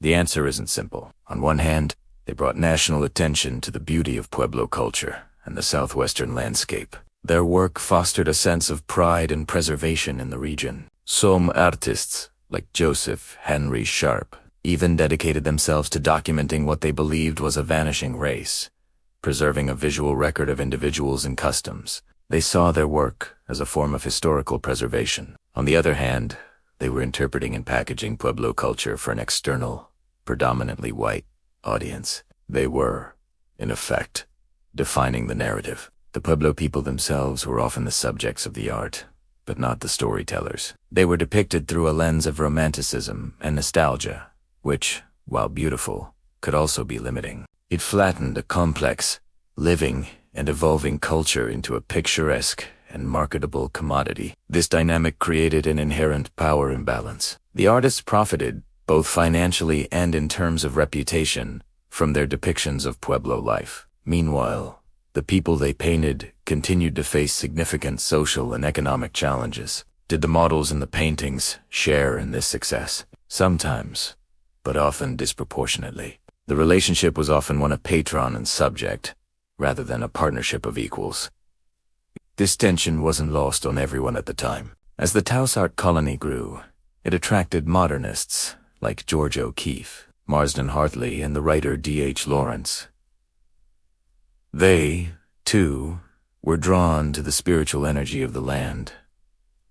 But they often had a different perspective. They were more critical of the romantic idealism of the original Taos Society painters. They sought to capture the abstract, essential spirit of the place, rather than creating picturesque scenes. Furthermore, within the Pueblo community itself, reactions were mixed. While some individuals formed genuine friendships with the artists and welcomed the economic opportunities that modeling provided, there was also a deep-seated and understandable desire for privacy and control over their own cultural representation. Sacred ceremonies, in particular, were not meant for public consumption or artistic interpretation. The very act of being painted could be seen as an intrusion, capturing a soul or a spirit without permission. So, the legacy of the Taos artists is a dual one. They were pioneers who created a powerful and enduring new genre of American art.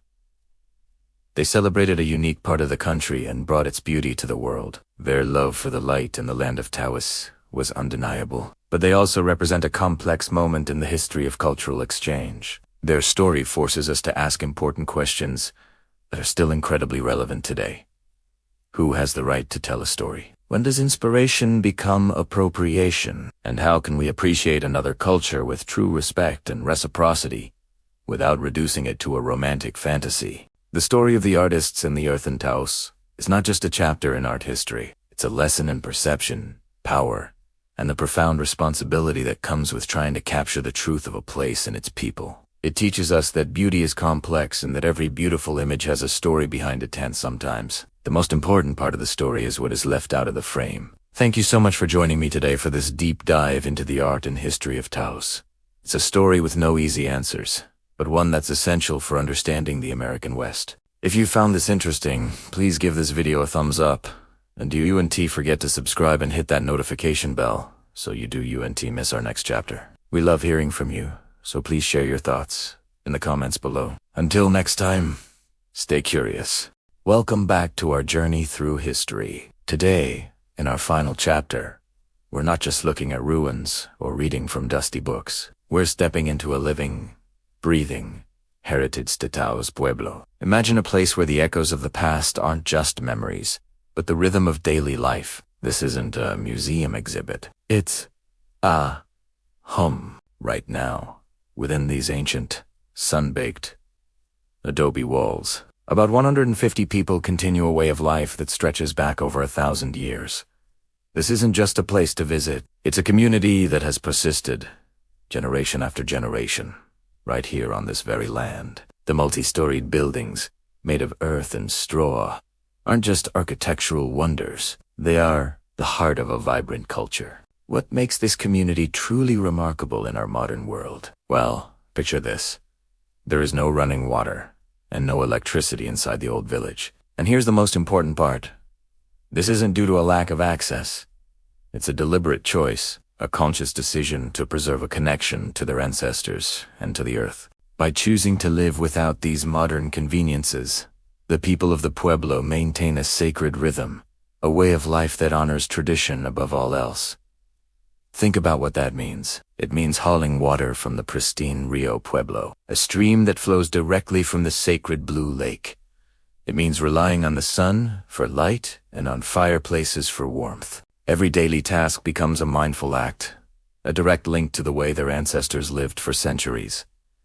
It's a profound commitment to cultural preservation, a statement that some things are more valuable than modern convenience. This choice fosters a deep sense of community, resilience, and a powerful connection to their environment. This commitment to tradition is a form of quiet strength. It's a heritage sustained not through loud declarations, but through the silent, steady continuity of daily actions. The passing down of stories, the practice of ceremonies, the creation of traditional art all happens within this framework of intentional simplicity. This silence isn't an absence of sound. It's filled with the richness of a culture that understands its roots and cherishes its future. The governance of the Pueblo is also a blend of the ancient and the modern. A tribal council, which includes a governor, a war chief, and other officials, is appointed annually in the traditional way. They oversee the well-being of the community, making decisions that balance the needs of the present with the wisdom of the past. This system has ensured the Pueblo's sovereignty and cultural integrity for centuries, navigating the complex challenges of the modern world while holding fast to their core values. This living heritage extends to their spiritual practices. The community's beliefs are a beautiful synthesis of ancient Pueblo spirituality and the influence of Catholicism, a result of centuries of history. This blend is visible in their ceremonies and their art, creating a unique cultural tapestry that is distinctly their own. They honor the earth, the sky, and the spirit of the place, recognizing the sacred in every aspect of their existence. The art created here is another vital thread in this living story. The pottery, with its distinctive micaceous clay that glitters in the sun, isn't just a craft. It's an ancestral skill passed down through families. Each piece tells a story of the earth from which it came and the hands that shaped it. Similarly, the paintings, jewelry, and leatherwork are not just beautiful objects. They are expressions of a worldview, a connection to a cultural identity that remains unbroken. Visiting the Taos Pueblo is a privilege. It's an invitation to witness this incredible story of survival and continuity firsthand. As visitors, it's our responsibility to approach this sacred space with the utmost respect. This is their home, a place of deep spiritual significance. We are guests here, and our conduct should reflect our gratitude for being allowed to share, even for a moment, in this extraordinary living legacy. So as we conclude our series, we leave you with this powerful image of resilience. The Taos Pueblo stands as a testament to the enduring strength of culture, community, and the human spirit. It's a reminder that heritage is not just about preserving the past, but about living it every single day with intention and grace. It shows us that in a world of constant change, there is profound beauty and strength in holding on to the traditions that define us. Thank you so much for joining me on this incredible exploration. It has been an honor to share these stories with you. If you've enjoyed this journey and want to see more content like this, please consider liking this video and subscribing to our channel. Your support allows us to continue bringing these important stories to light. Until next time, stay curious. Have you ever felt a piece of music so deeply it felt like it was part of your soul? A rhythm that seemed to speak a language older than words. Today, we're journeying into the heart of that feeling, exploring chapter 15 of our shared human story. The sound of the drum. This isn't just about music. It's about how rhythm, dance, and storytelling have been the lifeblood of cultures for thousands of years, carrying our histories when there were no books to write them in. Imagine a time, long before smartphones, and even before the written word, when the sun would set and the community would gather around a crackling fire. How did they remember their heroes? How did they pass on the wisdom of their elders, the lessons from a great hunt, or the story of their creation? They didn't read it. They felt it. They felt it in the pulsating beat of a drum, a sound that mimics the very first rhythm we ever hear. Our mother's heartbeat. That's the magic we're exploring today. The drum isn't just an instrument. In many cultures, it's a sacred vessel, a direct line to the ancestors. Each beat is a pulse of energy sent back through time, a knock on the door of the spirit world. It's a way of saying, we are here. We remember you. We are continuing your story. When a drummer plays a traditional rhythm, they're not just making noise. They are reciting a history, invoking a memory, and calling upon the strength of all who came before them. It's a conversation across generations, spoken not with words, but with rhythm. This connection is so profound. Think about it. A rhythm created 1,000 years ago can be perfectly replicated today. While languages change and empires fall, a rhythm can remain pure, untouched. It's a form of memory encoded in sound and movement, passed from teacher to student, parent to child. The rhythm itself becomes a living archive, a library of human experience that you can access not with your eyes, but with your entire body. When people dance to these ancient beats, they're not just moving their feet. They are physically embodying the stories and emotions of their ancestors. And this is where dance and oral storytelling weave their magic into the rhythm. The dance gives the story form. The storyteller gives it a voice. The drum gives it a heartbeat. Together, they create a full sensory experience. A living, breathing, historical event. A dancer might mimic the flight of a sacred bird, the movements of a warrior, or the process of planting and harvesting. Their body becomes the text, and the drum provides the punctuation, the emphasis, the emotional core. Meanwhile, the griot, the storyteller, the keeper of the oral tradition, weaves the narrative. They don't just recite facts. They sing, they chant, they shout, they whisper. Their voice rises and falls with a drum, painting vivid pictures in the minds of the listeners. They are the living memory of their people. They can trace a family's lineage back for centuries, recount epic battles, and share fables filled with timeless wisdom. And the drum is their constant companion, underscoring the drama, celebrating the triumphs, and mourning the losses. It's a powerful, inseparable trio. The drum, the dance, and the word. This isn't something confined to the distant past or faraway lands. This power of rhythm to carry memory is inside all of us. Think of the songs you learned as a child. The melodies and rhythms are probably etched into your brain far more clearly than a paragraph you read in a textbook last week. Why is that? Because rhythm organizes information in a way that our brains are naturally wired to accept and retain. It creates patterns, and our minds love patterns. This is the fundamental principle behind why music helps us learn and remember. This is why across the globe, from the talking drums of West Africa to the ceremonial drumming of Native American tribes, from the taiko drummers of Japan to the boduran players in an Irish pub, the drum has always been more than just music. It is a tool for connection, for communication, and for cultural preservation. Each tradition has its own unique rhythms, its own sonic language that tells the story of its people, their environment, their beliefs, and their journey through time. When you hear these drums, you're not just hearing an instrument. You are hearing the echo of history. You are hearing the resilience of a people who have kept their stories alive through rhythm when all other means were lost. They have carried their culture in their hands and in their hearts, beat by beat. The rhythm is a thread that connects them not only to their past, but also to their future, ensuring that the stories of the ancestors will not be forgotten by the generations to come. So, the next time you hear a powerful, rhythmic drum beat, I invite you to close your eyes and just listen. Don't just hear the sound, feel the vibration. Feel the pulse. Let yourself wonder about the story it's telling. Who first created this beat? What joys? What struggles? What wisdom does it carry? In that reitreatum, you might just feel a connection to a part of our shared human story that is deeper and older than you ever imagined. You're listening to the sound of memory itself. Thank you so much for joining me on this deep dive into the sound of the drum. It's a topic that truly resonates with me, and I hope it does with you too. If you enjoyed this journey, please hit that like button and subscribe to the channel for more explorations into our incredible human story. And I'd love to hear from you in the comments. Is there a piece of music or a rhythm that feels like it's part of your history? Let's share our stories. Thanks for watching, and I'll see you in the next chapter. Have you ever wondered how an ancient culture thrives in the modern world? How traditions thousands of years old continue to beat with a vibrant heart? Today, we're journeying to Taos Pueblo, a place where time isn't just a line, but a circle.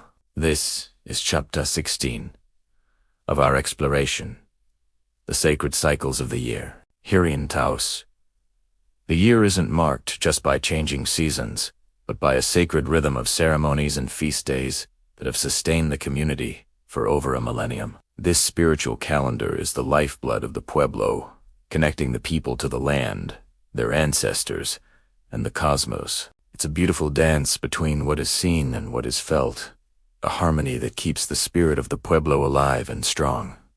Imagine the end of September. The air grows crisp, the cottonwood leaves turn a brilliant gold, and a special kind of energy fills the air. This is the time for San Geronimo Day, one of the most significant and public feast days at Taos Pueblo. It's a perfect example of how two worlds, two belief systems, have woven themselves into a single, beautiful tapestry. The day is named for Saint Jerome, the patron saint assigned to the Pueblo by Spanish missionaries centuries ago. And yes, the day begins with a Catholic Mass at the beautiful San Geronimo Chapel. You'll see the fusion of cultures right there, within the thick adobe walls of the church. But once the formal Mass concludes, something ancient awakens. The community gathers in the main plaza. The sound of drums begins to echo, a heartbeat that seems to emanate from the earth itself.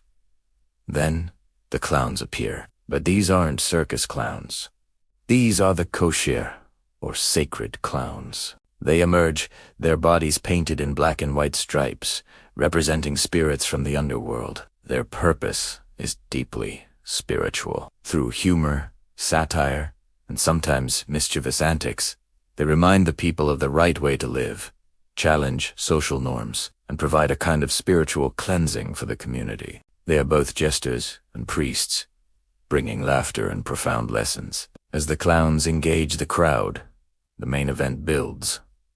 The pole climb. A massive 60-foot ponderosa pine pole is erected in the center of the plaza. It's been stripped of its bark and greased, making it incredibly difficult to ascend. At the very top, a bundle of sacred offerings is teed a sheep, along with bags of bread, fruits, and other goods, symbolizing the bounty of the harvest. Then, a single, athletic young man from the Pueblo begins the climb.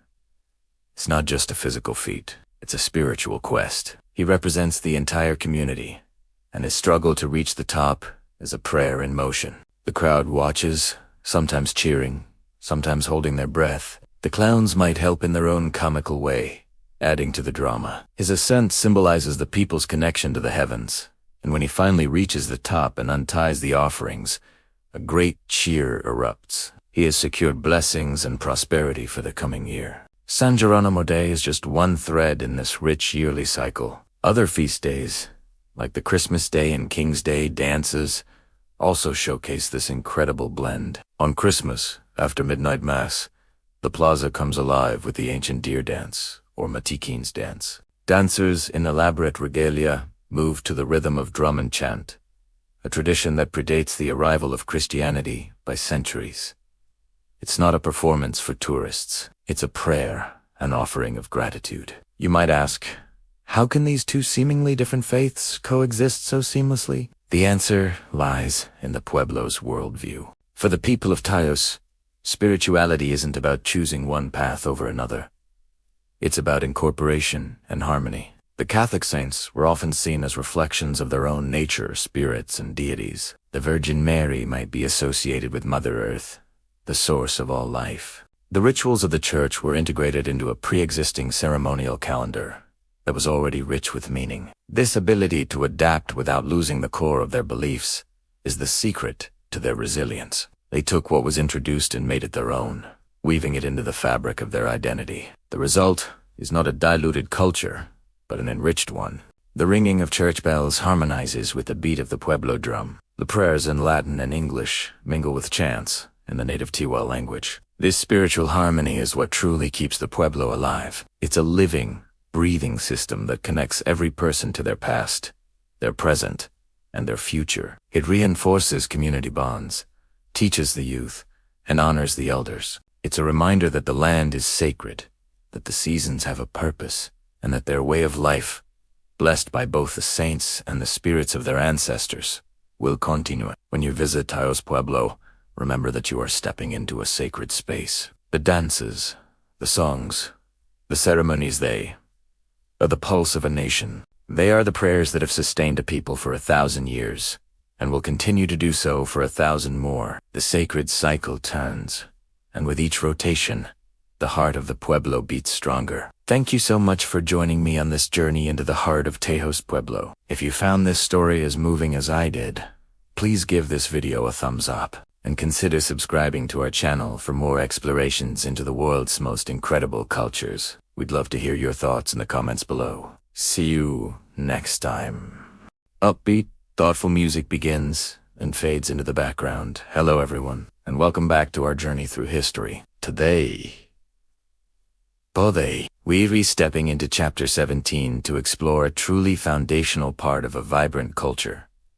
The women of the Pueblo. When we look at these communities, we're not just seeing ancient traditions, we're witnessing a living legacy, and at the very heart of it are the women. They are the anchors of daily life, the drivers of the economy, and the devoted guardians of cultural preservation. Imagine the rhythm of a Pueblo village. From the moment the sun rises, casting a golden glow on the adobe walls, the day is shaped by the hands and wisdom of its women. They are the ones who transform simple corn into life-sustaining food, their hands moving with an inherited grace as they grind the kernels on a matat. This isn't just about preparing a meal. It's a sacred act, a daily reaffirmation of their connection to the earth and their responsibility to their families. One of the most iconic expressions of Pueblo culture is, of course, their pottery. And this art form is almost exclusively the domain of women. It's a process that is as spiritual as it is physical. It begins with a journey, a walk to the clay pits, where generations of mothers, daughters, and grandmothers have gathered their materials. They know the earth intimately, understanding which clays will be strong, which will hold color, and which will fire into a vessel of beauty and function. They mix the clay with water and temper, coiling it slowly, patiently, into a desired shape. Each pot is a universe in itself, a canvas for stories told through intricate geometric patterns and symbolic designs. These aren't just decorations. They are a language. They speak of rain clouds, of lightning, of the feathers of sacred birds, of the cycle of life. When a woman paints a pot, she is praying. She is embedding her hopes for her family and her community into the very clay. This pottery is also a cornerstone of the economy. The vessels they create are not only used for storing water and food, but are also vital items for trade. For centuries, the quality and beauty of Pueblo pottery have been recognized and sought after, allowing women to contribute directly and significantly to the economic well-being of their entire community. They are artists, entrepreneurs, and providers, all in one. And then there's the smell of bread baking in the horno. the outdoor adobe oven. This is another daily ritual, another act of love. The women prepare the dough, their hands working with a familiar and practiced skill. Baking bread in the horno is a community affair. The ovens are often shared, becoming a place where women gather, share news, offer support, and strengthen the social fabric of the village. The bread they bake nourishes the body, but the process of baking it nourishes the soul of the community. Beyond these tangible skills, the role of Pueblo women extends into the very structure of their society. Many Pueblo cultures are matrilineal, meaning that family lineage and clan identity are traced through the mother's side. This is a profound concept. It means that property, homes, and agricultural lands are often passed down from mother to daughter. The home, the center of family life, literally belongs to the women. This structure places women at the absolute center of family continuity. They are the keepers of the clan's history, the ones who ensure that traditions are passed down to the next generation. They teach their daughters not only how to make pottery or bake bread, but also the stories, the songs, and the values that define who they are. They are the living libraries of their people. Think about the strength this requires. Generations of strength and care. These women have weathered immense change and challenges over the centuries, from environmental shifts to the arrival of outsiders. Through it all, they have been a source of unwavering resilience. Their role is not one of quiet domesticity. It is one of active, powerful leadership. They are the glue that holds the family, the clan, and the entire Pueblo together. The care they provide is holistic. It's physical care in the form of food and a warm home. It's economic care through their artistic and agricultural contributions. And it's spiritual care by maintaining the ceremonies and cultural practices that give life, meaning, and purpose. A grandmother teaching her granddaughter how to form her first small pot is not just teaching her craft. She is transmitting an identity. She's passing a torch of resilience, creativity, and cultural pride that has been burning for countless generations. So, when we talk about the women of the Pueblo, we are talking about the heart, the hands, and the soul of a people. Their contributions are not a footnote in history. They are the main text. They are the potters who shape the earth, the bakers who nourish the community, and the matriarchs who ensure the survival of a beautiful and enduring culture. Their legacy is one of strength, creativity, and a deep, abiding love for their families and their land. It's a powerful reminder that in many cultures, the most essential work is done not with loud pronouncements, but with the quiet, steady, and loving hands of women. Thank you so much for joining me today to learn about these incredible women. Their story is a vital piece of our shared human history. If you found this chapter as inspiring as I do, please give this video a thumbs up. And do you won't forget to subscribe and hit that notification bell so you won't miss our next exploration. I'd love to hear your thoughts in the comments below. Until next time, take care and keep learning. Have you ever heard a language that has never been written down? A language so ancient and sacred that it's spoken only within the protective embrace of its community. Today, we're journeying to the heart of New Mexico, to the stunning Taos Pueblo, to explore a linguistic treasure, the Tiwa language. This isn't just about words and grammar. It's about a living, breathing connection to a culture that has thrived for over 1,000 years. The Taos Pueblo UNESCO World Heritage Site is one of the oldest continuously inhabited communities in the United States. Its iconic, multi-storied adobe buildings rise from the earth, looking as if they've been there forever. And in many ways, they have. But what is even more enduring than the adobe walls is the language spoken within them. Northern Tiwa. Unlike most languages in the world, Tiwa has no official written form. There are no textbooks you can buy, no apps you can download.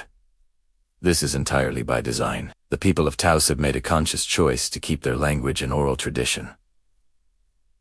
But why? Why resist the urge to write it all down, to codify it for posterity? The answer lies in the very nature of the language itself.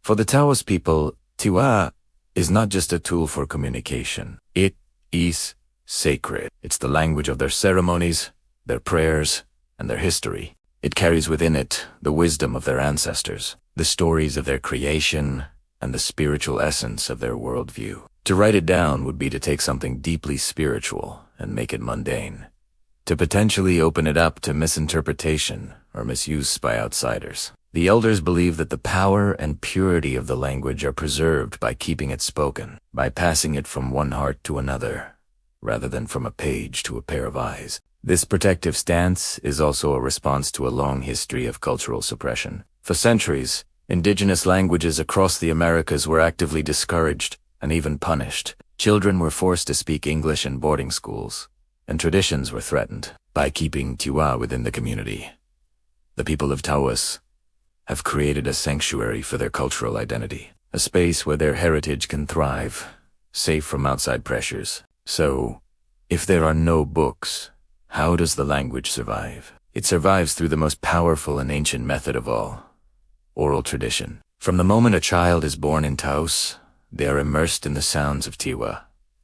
They hear it in lullabies sung by their mothers, in stories told by their grandparents around the fire, and in the formal orations of community leaders. The language is learned not through rote memorization of vocabulary lists, but through living it. It's learned through context, through participation in daily life and ceremonial cycles. Imagine learning the name of a plant, not from a diagram in a book, but from an elder who shows you the plant in the wild, explains its medicinal uses, and tells you a story about how it came to be. That kind of learning embeds the word with layers of meaning, connecting it to the land, to history, and to a practical purpose. This is the essence of oral tradition. It's a holistic way of transmitting knowledge that engages all the senses and builds deep, personal connections. The elders are the revered libraries of the community. Their minds hold the vast vocabulary, the intricate grammar, and the countless stories that make up the Tiwa language. They are the storytellers, the historians, and the teachers. The responsibility of passing this knowledge to the younger generations is one of the most important roles in the community. It's a process that requires patience, repetition, and a deep sense of cultural duty. This intergenerational transfer is the lifeline of the language. When a grandparent speaks Tiwa to their grandchild, they are doing more than just teaching words. They are weaving them into a cultural tapestry that stretches back through time. However, this reliance on oral tradition also makes the language incredibly vulnerable. In our modern, fast-paced world, dominated by English language media and technology, the pressure on younger generations is immense. If a single generation fails to learn the language and pass it on, the chain of transmission could be broken forever. The community is acutely aware of this threat. They know that every elder who passes away takes a universe of knowledge with them. This creates a profound sense of urgency to ensure the language continues to be spoken by the youth. In response, the community has developed innovative ways to foster the language, while still honoring its oral nature. They have established language immersion programs within the Pueblo, where children are taught and spoken to in Tiwa. They organize cultural events, storytelling sessions, and traditional activities where the language is central. These efforts are not about turning the language into an academic subject, but about creating vibrant, engaging environments where speaking Tiwa is natural and celebrated. It's about showing young people that their ancestral language is not a relic of the past, but a vital and relevant part of their present and future identity. Think about the richness this approach preserves. A spoken language is dynamic. It changes, adapts, and evolves with the people who speak it. New words can be created for new concepts, while the core remains anchored in ancient tradition. The intonation, the rhythm, the gestures that accompany the spoken word, all of these are part of the language. Nuances that a written text can never fully capture. When you hear Tiwa spoken, you're not just hearing words. You're hearing the melody of a culture. The decision to keep the Tiwa language unwritten is a powerful statement about sovereignty and self-determination. It is a declaration that the people of Taos are the sole guardians of their cultural heritage. They define its value, they set the terms of its use, and they determine its future. In a world that often seeks to homogenize cultures, this act of linguistic guardianship is both radical and deeply inspiring. It challenges our assumptions about what it means for a language to be alive. A language doesn't need to be written in 1,000 books to be vital. It needs to be spoken in the homes, playgrounds, and ceremonial spaces of its people. It needs to live in their hearts and on their tongues. So, the next time you see the magnificent Taos Pueblo, Remember that its greatest treasure is not its beautiful architecture, but the invisible, intangible, and sacred language that echoes within its walls. It's a testament to the resilience of a people and the enduring power of the spoken word. The language of Taos is a living prayer, a continuous story, passed down through generations as a sacred gift. Thank you so much for joining me on this journey into the world of the Tiwa language. I hope it gave you a new appreciation for the diversity and importance of oral traditions. If you found this story as fascinating as I do, please hit that like button and subscribe to the channel for more explorations into the hidden corners of our world. We love hearing from you. So drop a comment below and let us know your thoughts. Until next time, stay curious. Welcome back to our journey through the incredible history of Taos Pueblo. In this final chapter, we explore how this ancient community received the global recognition it so richly deserves, and how its people continue to lead the way in preserving their invaluable heritage. It's a story of resilience, honor, and a legacy secured for future generations. For centuries, Taos Pueblo has stood as a testament to the enduring spirit of its people. Its multi-storied adobe buildings have weathered the seasons. Its traditions have been passed down through countless generations, and its connection to the land has remained unbroken. But in the late 20th century, the world began to formally acknowledge the unique significance of this remarkable place. The story of this recognition is as powerful as the history of the Pueblo itself. A pivotal moment arrived in 1992. In that year, the United Nations Educational, Scientific and Cultural Organization, better known as UNESCO, designated Taos Pueblo as a World Heritage Site. This is an honor reserved for places of outstanding universal value to humanity. Think of the pyramids of Giza, the Great Wall of China, or Machu Picchu. Taos Pueblo was now counted among them. This wasn't just a plaque on a wall. It was a global acknowledgement of the Pueblo's extraordinary cultural and historical importance. UNESCO's recognition was based on specific criteria. The committee celebrated Taos Pueblo as a rare and exceptionally well-preserved example of a traditional Native American settlement from the pre-Hispanic period. They highlighted the living culture of the community, noting that, unlike many ancient sites which are now ruins, Taos Pueblo is a thriving, inhabited community where traditions are actively practiced. The designation brought international attention, emphasizing the need to protect this irreplaceable treasure not just for the people of Taos, but for all of humanity. But this international acclaim wasn't the first major recognition the Pueblo received. Decades earlier, the United States government had already designated Taos Pueblo as a National Historic Landmark.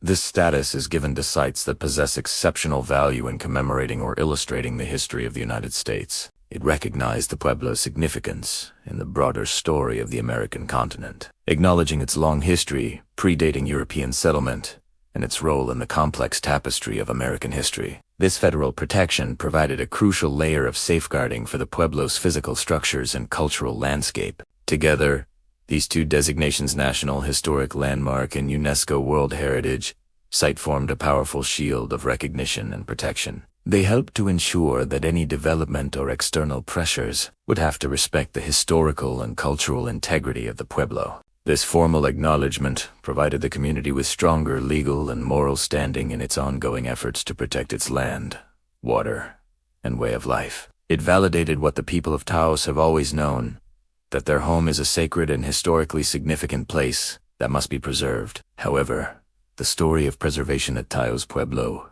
isn't just about outside organizations bestowing honors. The most important factor in its protection has always been, and continues to be, the leadership and unwavering commitment of the Pueblo's own people. The tribal council and the community have been the true guardians of their heritage for over 1,000 years. Their dedication is the reason there is anything left for the world to recognize. The people of Taos Pueblo have demonstrated remarkable leadership in cultural preservation. They have maintained their traditional governance systems, their language, their ceremonies, and their unique architectural practices. For example, the annual process of replastering the adobe buildings with mud and straw is not just maintenance. It is a community event that reinforces social bonds and passes down traditional knowledge from elders to younger generations. This living practice is at the heart of the Pueblo's preservation. Furthermore, the Pueblo has been a powerful advocate for indigenous rights on a national and international stage. Their successful campaign to reclaim their sacred Blue Lake, which we discussed in a previous chapter, is a landmark case in the history of Native American sovereignty and religious freedom. It showed the world that the people of Taos were not passive recipients of history, but active agents in shaping their own destiny and protecting their sacred lands against all odds. This leadership extends to how they manage tourism and share their culture with the outside world. The Pueblo welcomes visitors, but on its own terms. They have established rules and guidelines to ensure that visits are respectful and do not disrupt community life or sacred ceremonies. Photography is restricted.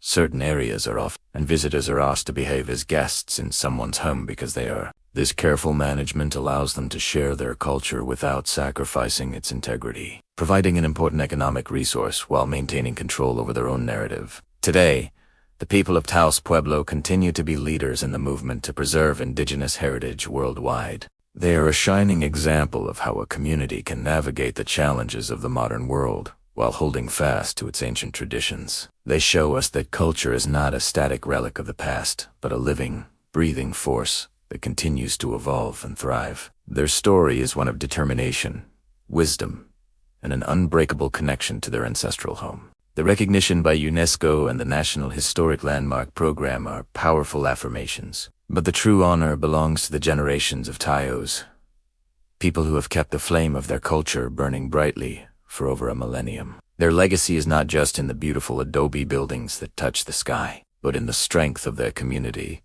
the depth of their traditions, and the enduring spirit that defines Taos Pueblo. Thank you for joining me on this incredible journey through the history, resilience, and enduring legacy of Taos Pueblo. It has been an honor to share this story with you. If you've enjoyed this series and want to see more content like it, please hit that like button, subscribe to the channel, and ring the bell so you don't miss our next adventure. We appreciate your support more than you know. Thanks for watching. Scene opens with a wide, breathtaking shot of Taos Pueblo. As the sun begins to set, the light is warm and golden.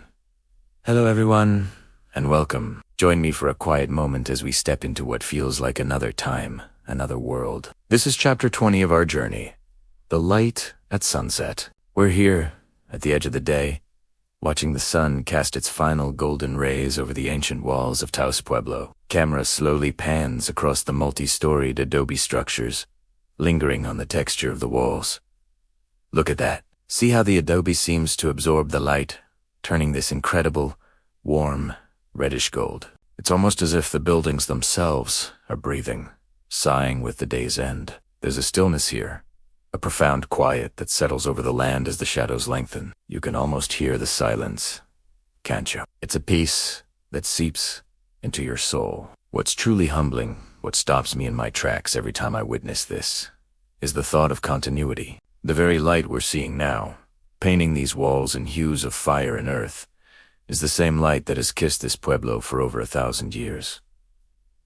Imagine that, a millennium of sunsets, each one unique, yet part of an unbroken chain. Close-up shots of details, a wooden ladder leaning against a wall, a window frame, the smooth curve of an adobe corner. Generations have lived within these walls. They've seen this same sun dip below the horizon, felt the same cool evening air begin to settle. They built these homes from the very earth beneath their feet, a mixture of mud and straw, creating structures that are not just on the land, but asterisk of asterisk the land. This architecture is a living testament to their ingenuity, their connection to their environment. It's a masterclass in sustainable living, long before that was even a concept for the rest of the world. Think about the hands that shaped these walls, that smoothed this very surface. They worked with a knowledge passed down through generations, a sacred understanding of how to build something that would last, something that would shelter their families and their culture. There's a story in every curve, in every layer of plaster. The camera pulls back to a wider view again, showing the pueblo against the backdrop of the mountains and the vast sky, now turning shades of orange, pink, and purple. As the last sliver of sun disappears, the colors in the sky become even more intense. It's nature's grand finale, and in this moment, you feel the resilience of this place. Taos Pueblo has stood through centuries of change, of turmoil, of history unfolding around it. It has endured. It has remained. This isn't just a collection of old buildings. It's a living community, a sovereign nation, pulsating with the heartbeats of its people. The resilience isn't just in the walls that have withstood the elements for so long. It's in the spirit of the people who called this place home. It's in the traditions that are still practiced, the language that is still spoken, the ceremonies that still mark the changing of the seasons. It's a strength that is quiet, profound, and deeply rooted in this sacred land. Focus on the silhouette of the Pueblo against the deepening twilight sky. Watching the day end here is more than just a beautiful sight.